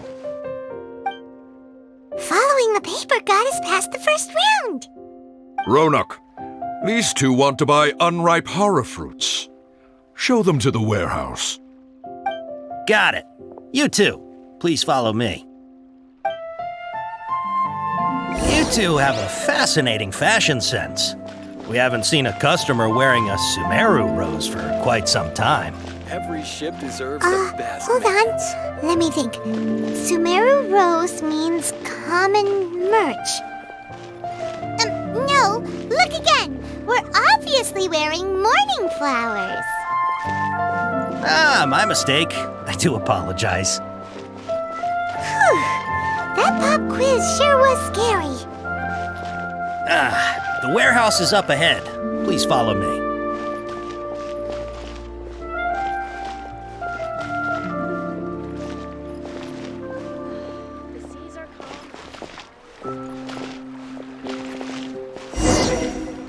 Before I retrieve your products, I need to confirm a few things.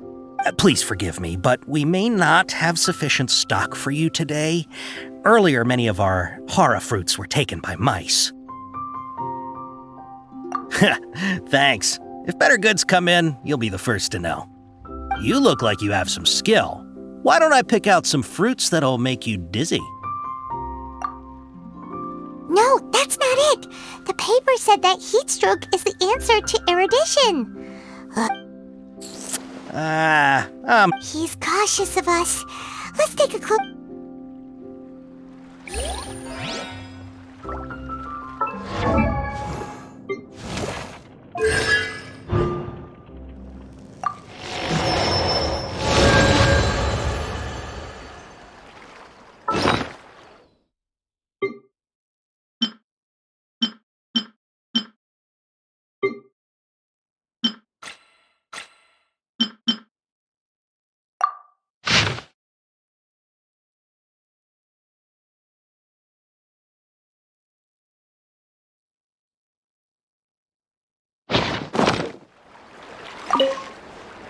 Before I retrieve... please forgive me, but we may not have sufficient stock for you today.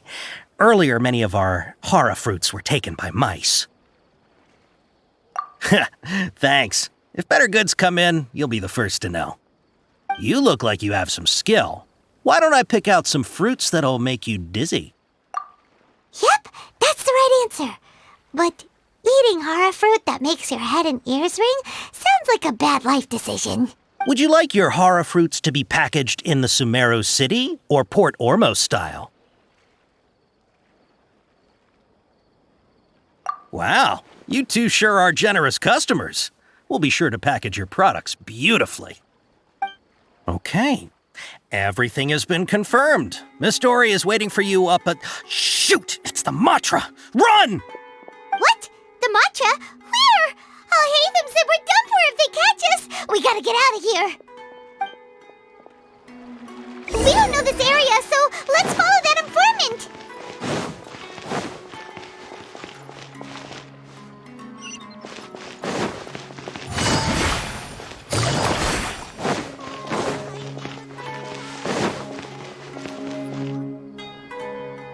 He ran that way!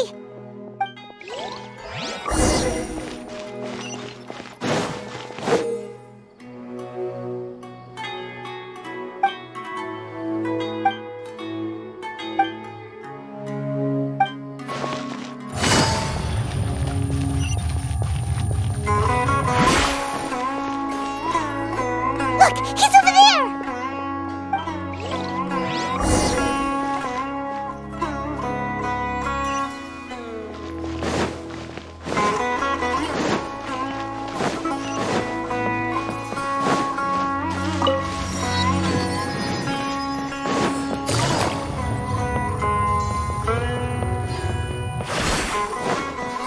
Hey, if you're hiding from the Rishbalan tiger, come this way!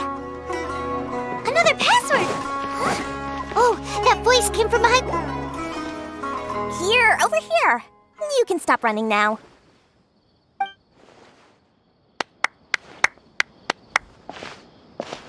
So you were the one who was calling out to us just now. But, are we definitely gonna be safe here? These two good customers wish to buy some hara fruit, Miss Dory. And if there's nothing else, I'll just excuse myself. Oh, very good. Thank you. Huh? Wait, you're Dory? I'm unsure thought you'd look a whole lot scarier. Hey, what are you trying to say, Princess Pea-Brain? I can be scary enough when I need to be, believe you me. If you don't watch what you say, then you can forget about doing any business. But it seems you two have actually done pretty well so far. Not only did you manage to find the informant, your reactions were also pretty sharp. You don't really look like criminals or anything, but I bet my Mora that you've been involved in some shady dealings, haven't you? Paimon's not sure if that's supposed to be a compliment, but we'll take it. I can't risk doing business with people who start huffing and puffing after just a few paces, no matter how much Mora they might have. Not only will they get caught by the Matra, but they'll also get us into trouble. As decent folks trying to run an honest business, we don't need any of that. Wouldn't you agree? So that's why I prefer to have customers like you. It's your first time here, but don't worry, I won't ask too many questions. Even if you wish to buy enough knowledge capsules to decorate your house with, please, knock yourself out. As long as you have lots of round, shiny Mora, then we're all good. Ah, yes, of course, of course. Go ahead, help yourselves. Voila! Wow, she has a trove of canned knowledge. Whew. She'd probably be in serious trouble if the Matra caught her with all this. What kind of products do you seek, my dear customers? Don't worry, I'm not interested in your reasons for buying. I can, however, offer some suggestions. Take this one, for example. An analysis of the sociological ideology and dialectics of the Hilichurls. Only 3 people in all of Teyvat have ever studied it, making it extremely rare. It's on sale now for 350,000 Mora. Yeesh, who would want to be an expert in that topic? Or how about the architectural styles and construction methods of Teyvat in the early Archon War period. With this one, you can become an expert in historic architecture preservation and find an excellent, well-paying job in nearly any nation. Ooh, now this sounds like it could be useful. 2 million mora, and it's yours. No discounts. Whoa! That's a lot of mora! Of course, you are free to pick whatever your heart's desire. The contents and price of each knowledge capsule are indicated in small text on the body of each one, down at the bottom. Alright, let's try the method that Alhaitham mentioned.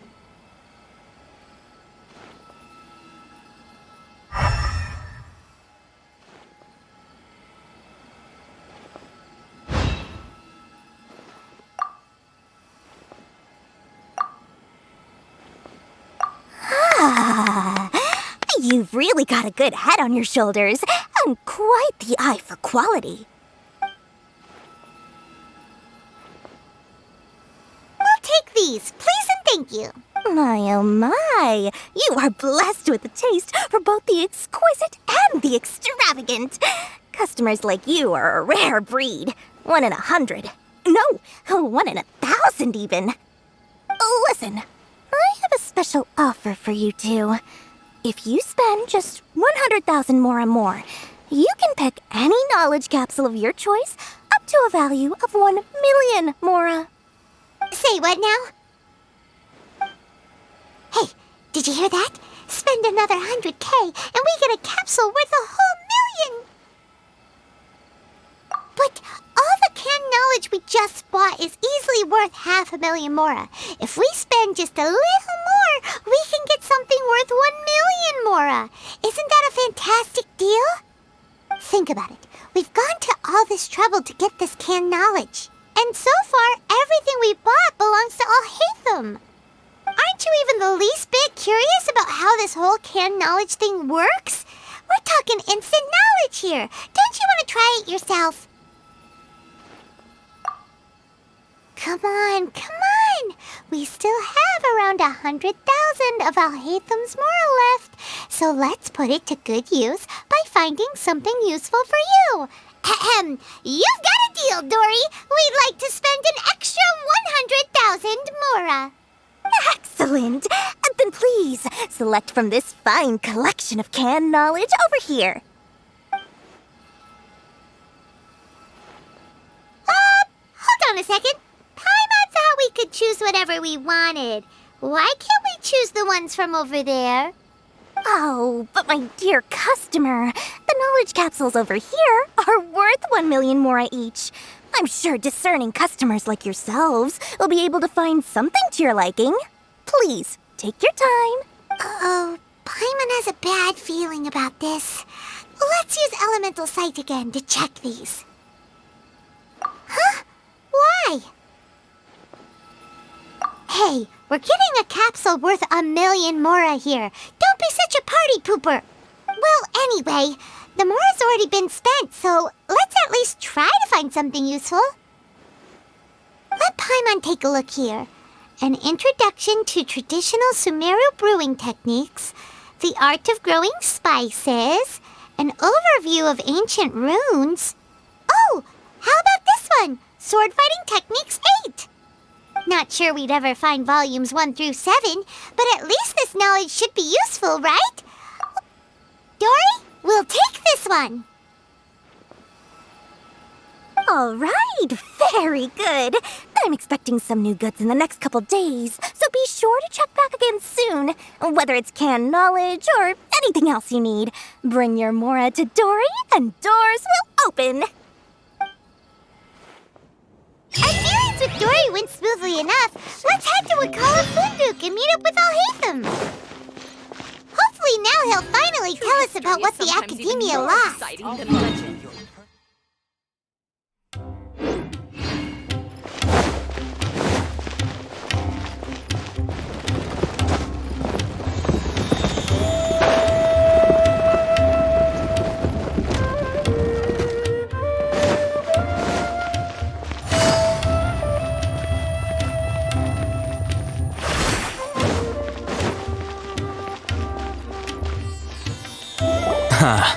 You two made it.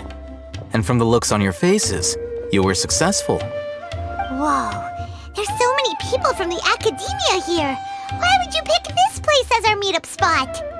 Well, Wikela Funduk is under the academia's control, so naturally the academia has people working here. I came to Port Ormos under the pretense of conducting official business. You're a pretty daring guy. Relax. No one here is interested in anything we say, and the Matcher won't come here. Okay now, tell me how your encounter with Dory went.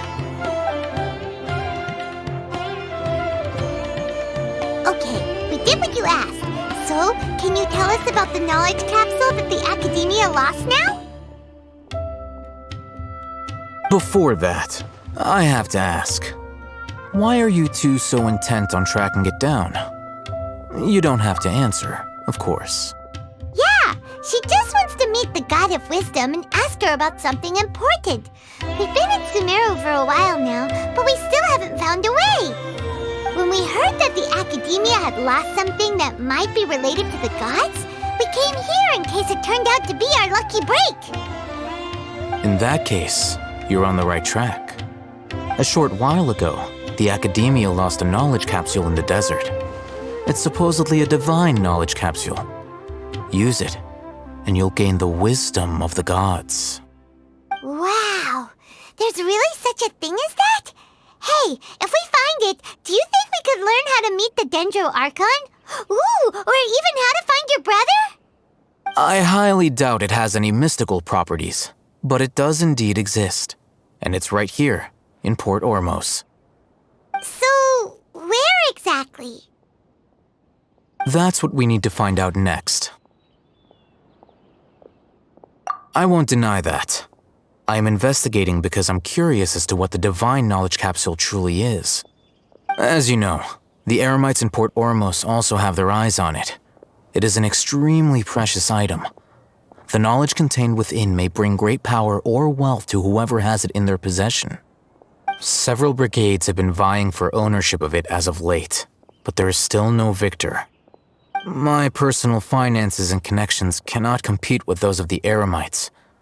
After attempting various methods, I finally managed to reach a tentative agreement with several brigades. I agreed to forego ownership of the divine knowledge capsule in exchange for the opportunity to study it. After all, there's no harm in understanding what it is. However, there are those who are less amenable to negotiation, such as those from Ain al-Ahmar. They adamantly believe that the divine knowledge capsule contains the Scarlet King's power, and that he will return to this world when they obtain it. They refuse to let anyone from the academia tarnish their deity's soul. So you kept hounding them because they refused to cooperate with you? Yes. Ain al-Ahmar isn't exactly wealthy, but its members are determined to get that capsule by any means necessary. To that end, they've resorted to many methods more foul than fair in order to amass sufficient funds. So, I've been sabotaging their business to force them into negotiating with me. The divine knowledge capsule should be up for a secret auction within the next few days. Each brigade will place their own bid, and the prize will be covertly given to the winner. To ensure the capsule's security and to evade the Matra's notice, the winning brigade will not publicly disclose their victory. Unless I know whose hands the divine knowledge capsule ends up in, my agreements with them will fall through. Dory is the most reliable source of information, but that avenue was previously closed to me. With you on board now, the situation is different. In other words, you wanted us to befriend Dory so you could find out where the divine knowledge capsule is. Yes, you can say that. But this arrangement harms none of us. The day after tomorrow, go back to Dory and try to purchase information on the divine knowledge capsule's whereabouts. If she has no information, wait 2 days and approach her again. If I get the opportunity to study the divine knowledge capsule, I will relay my findings to you. Will that suffice as compensation? Okay, then we'll meet up in 2 days. Haytham, before you go, we actually bought a knowledge capsule for ourselves, but we're not sure how to use it. You two want to try using a knowledge capsule? Sure, I can teach you. Doing so right under the Academia's nose is a bit problematic, though. What do you say we head to the outskirts of town?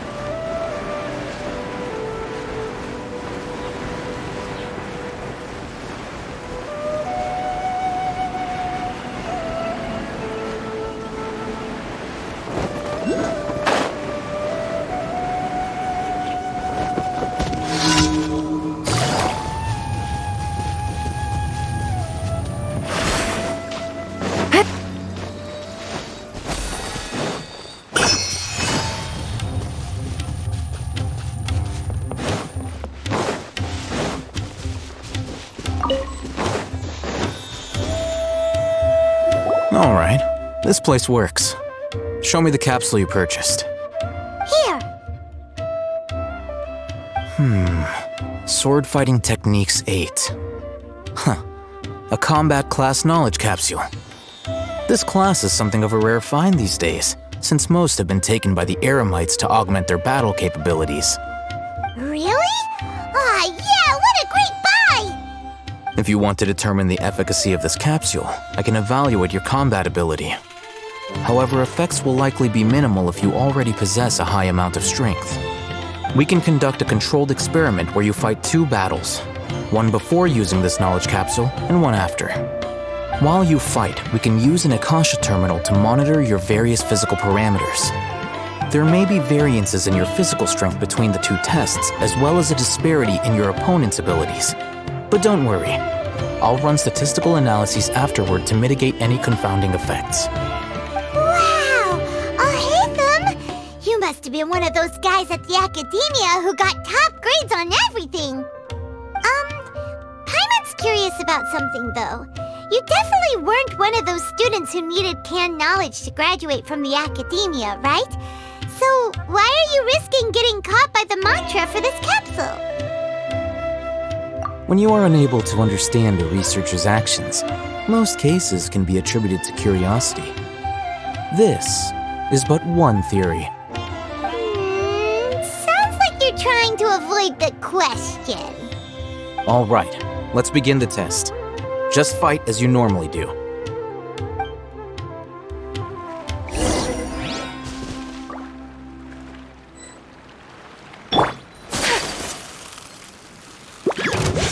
My apologies, just like we rehearsed. Gotcha. Game's up. Fun's over.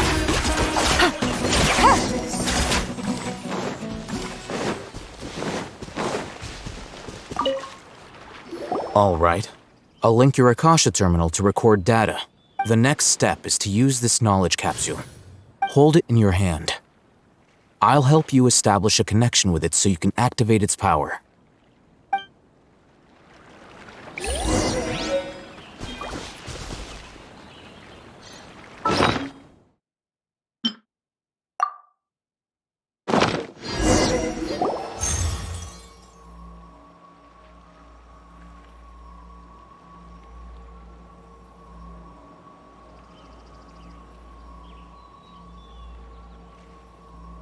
Hey, how are you feeling? You mean that it worked? All right. Time for round 2. Fight with the same composure as before.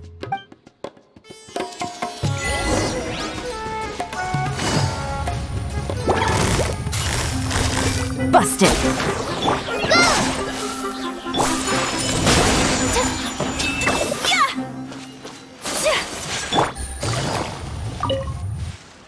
Now, I'll start recording data again. Oh, Hatham, how's it going? Well, the knowledge capsule you purchased did improve her combat capability. During the second fight, Her overall fighting performance increased by 0.073%. Wait, how much?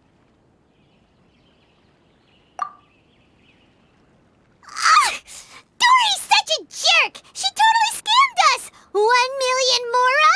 This thing isn't worth a tenth of that amount! Of course, this could be because she is so powerful that the capsule's contents were unable to produce a substantial increase. At the very least, this test allowed me to gain more insight into you two.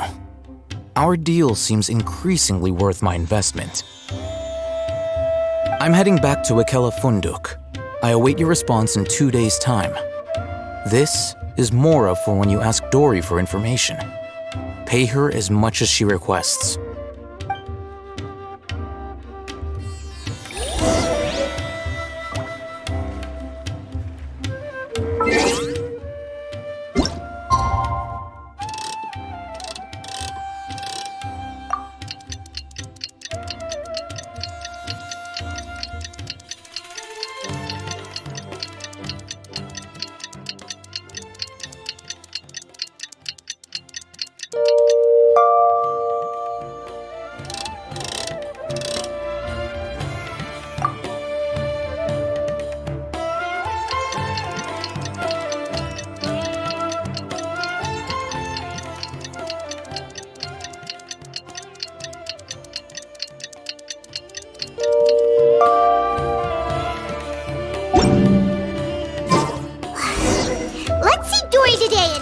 About where the Divine Knowledge Capsule is.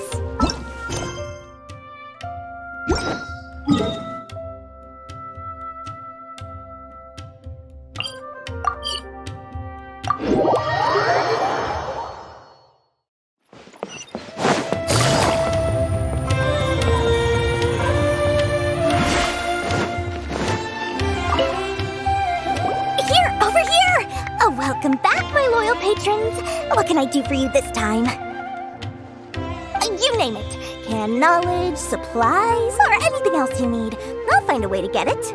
Where there's a waterfall of Mora, there's a way. Can you really get us anything we want? Anything at all? Uh-huh. So it appears that canned knowledge alone is no longer sufficient for your opulent appetite. Then please oblige me. Tell me what you have in mind. Oh! I knew customers with pockets as deep as yours would undoubtedly crave something more profound than ordinary canned knowledge. But you know, that kind of information isn't going to be cheap. After all, I had to work really hard to weasel my way into the auction site. Not to mention that if anyone found out that I was the leaker, I would be in big, big trouble. But how can we be sure your information is accurate? Paimon's curious how you just happen to have this kind of info the moment we need it. Because to me, anything of value is what I consider to be my supply. Therefore, I must always be aware of what's hot on the market in order to secure more sales. As for the information's authenticity, well, you've no need to worry about that. I used a camera to take a picture of the transaction. That way, no one can dispute it. It's always a pleasure doing business with such sterling patrons. Now that you've paid in full, here's the scoop. The Divine Knowledge Capsule was purchased yesterday by a certain Misery, the leader of Ain el-Ahmar. Ain el-Ahmar? You mean the Eremites who worship the Scarlet King? Ah, so you're already familiar with them. The group has done everything in their power to obtain the Divine Knowledge Capsule. After all, they believe it contains the power of the Scarlet King. That Divine Knowledge Capsule is unlike any other canned knowledge I've seen before. It was glowing bright red. The capsule is clearly visible in the picture I took. You can look for yourself. Thanks for the info, Dory. Please, it's my pleasure. It's all thanks to discerning customers such as yourselves that my efforts yesterday were not in vain. Please, don't hesitate to contact me if you ever need anything else in the future. Mora for Dory opens doors. Well, we figured out where the Divine Knowledge Capsule is. Turns out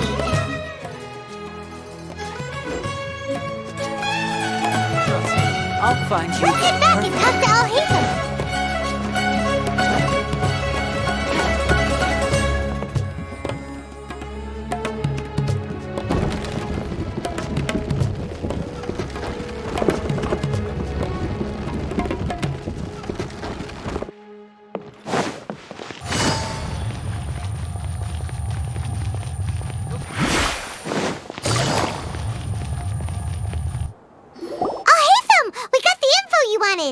Really? All right. Let's hear it. Dory even gave us evidence to verify the intel. Have a look. Huh, look at that. Clear as day. It must have taken some guts just to infiltrate the scene of the Eremites' transaction. But then to get close enough to take a picture like this. Bold move, Dory. Very bold move. All right. The person in this picture is indeed Misery, the leader of Ain al-Ahmar, and the glowing red capsule he's holding appears to be the Divine Knowledge capsule.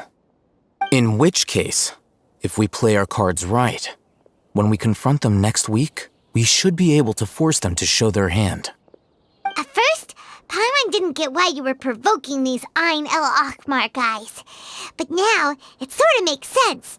Everything's playing right into your hands. After we defeat them, we can finally have a serious talk with their boss and get them to lend us the Divine Knowledge capsule. Thank you for your time and efforts. Take a few days off while I make some preparations. Let's meet up again on the afternoon of the arranged date, 3 o'clock sharp. See you then.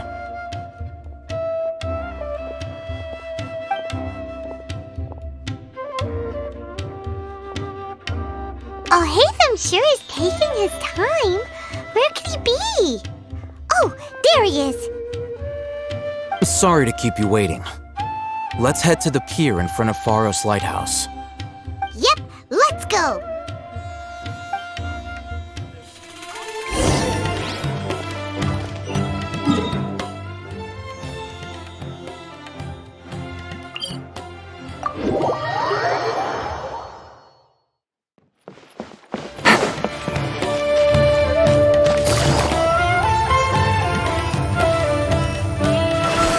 Take it easy.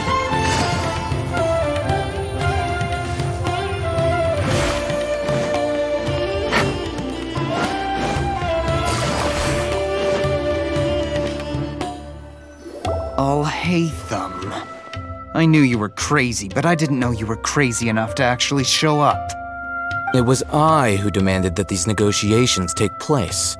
I was more worried that you might go back on your promise. But to your credit, it appears that you're sticking to your word. This is turning into quite an occasion. I also brought some backup. I assume you don't mind. Backup? Aren't you the brat from the restaurant the other day? You've come to support this lunatic because he helped you out? Fine, your funeral. I'm not going to mince my words. Once we're done with you, you'll be nothing more than fish food. Get 'em, boys! Uh-oh, here they come. Good luck, you two. That's close enough. This is order. Solidify. Quietly now. Whirling snow! Lucky today. Sakura swirl!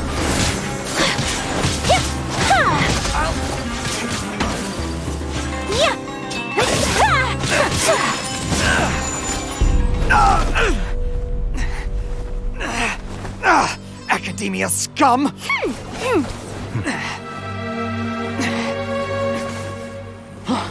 Boss! Finally! Did you use it? Great! Now we can...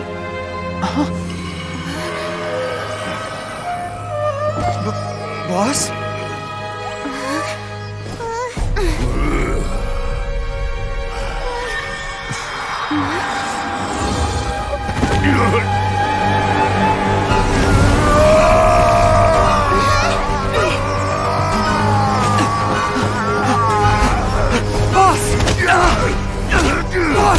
What's wrong? What happened to him? We We have to cut his Akasha connection, now.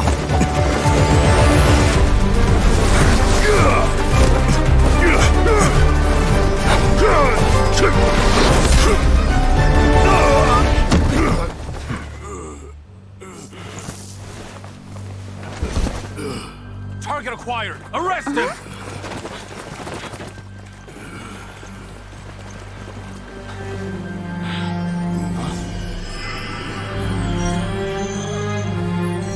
Do not impede our work. Is that understood, Al-Haytham? Of course. I was only trying to help. Take him away!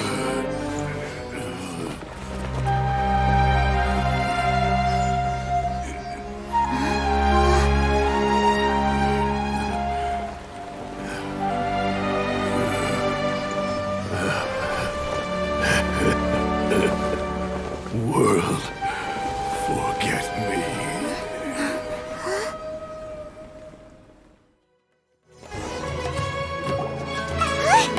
What in Tibet just happened? It's like that big guy suddenly lost his mind! It looks like he used the Divine Knowledge Capsule. You mean the Divine Knowledge Capsule did that to him? Oh, yeah. You mean how some researchers go insane after getting knowledge from Irminsul? I've heard of numerous incidents of researchers in Satyavada life going insane. The state that man is now in suggests that this is a similar situation. This Divine Knowledge Capsule does appear to be linked to the gods, but beyond that, it doesn't seem anything like the rumors suggest. Possessing it doesn't grant you divine wisdom or power. Did you hear what he said? World, forget me. What could that possibly mean? If the mantra took him away, then that means the Academia got the Divine Knowledge Capsule back too. What a shame. We were so close. Still, Paimon didn't expect the Divine Knowledge Capsule would be so dangerous. Imagine if we tried to open it. Oh, who knows what would have happened to us? As things stand, there is no reason for me to remain in Port Ormos. I believe our collaboration has also reached its end. Oh, we were so busy trying to find the Divine Knowledge Capsule that Paimon forgot to ask you something. Since you're a member of the Academia, do you have any idea how we can go about meeting Lesser Lord Kusanali? Truthfully, I don't. Lesser Lord Kusanali appears to exist outside of Sumeru's entire administration. Most of the time, you wouldn't know she exists at all. Moreover, since the Academia possesses the Akasha, a symbol of our deity's wisdom, scholars have no reason to desire to make contact with the deity herself anyway. Everything about Lesser Lord Kusanali is such a mystery! I'm heading back to the Academia. How about you two? It's almost the day of the Sub-Zero's festival. Maybe we should head back too. We've been rushed off our feet over the past few days, so maybe a little rest and relaxation will do us good. Then we'll part ways here, Al-Haytham, until we meet again.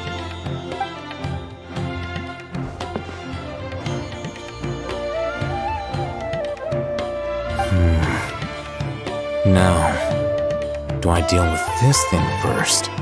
Or should I produce the report that the higher-ups require?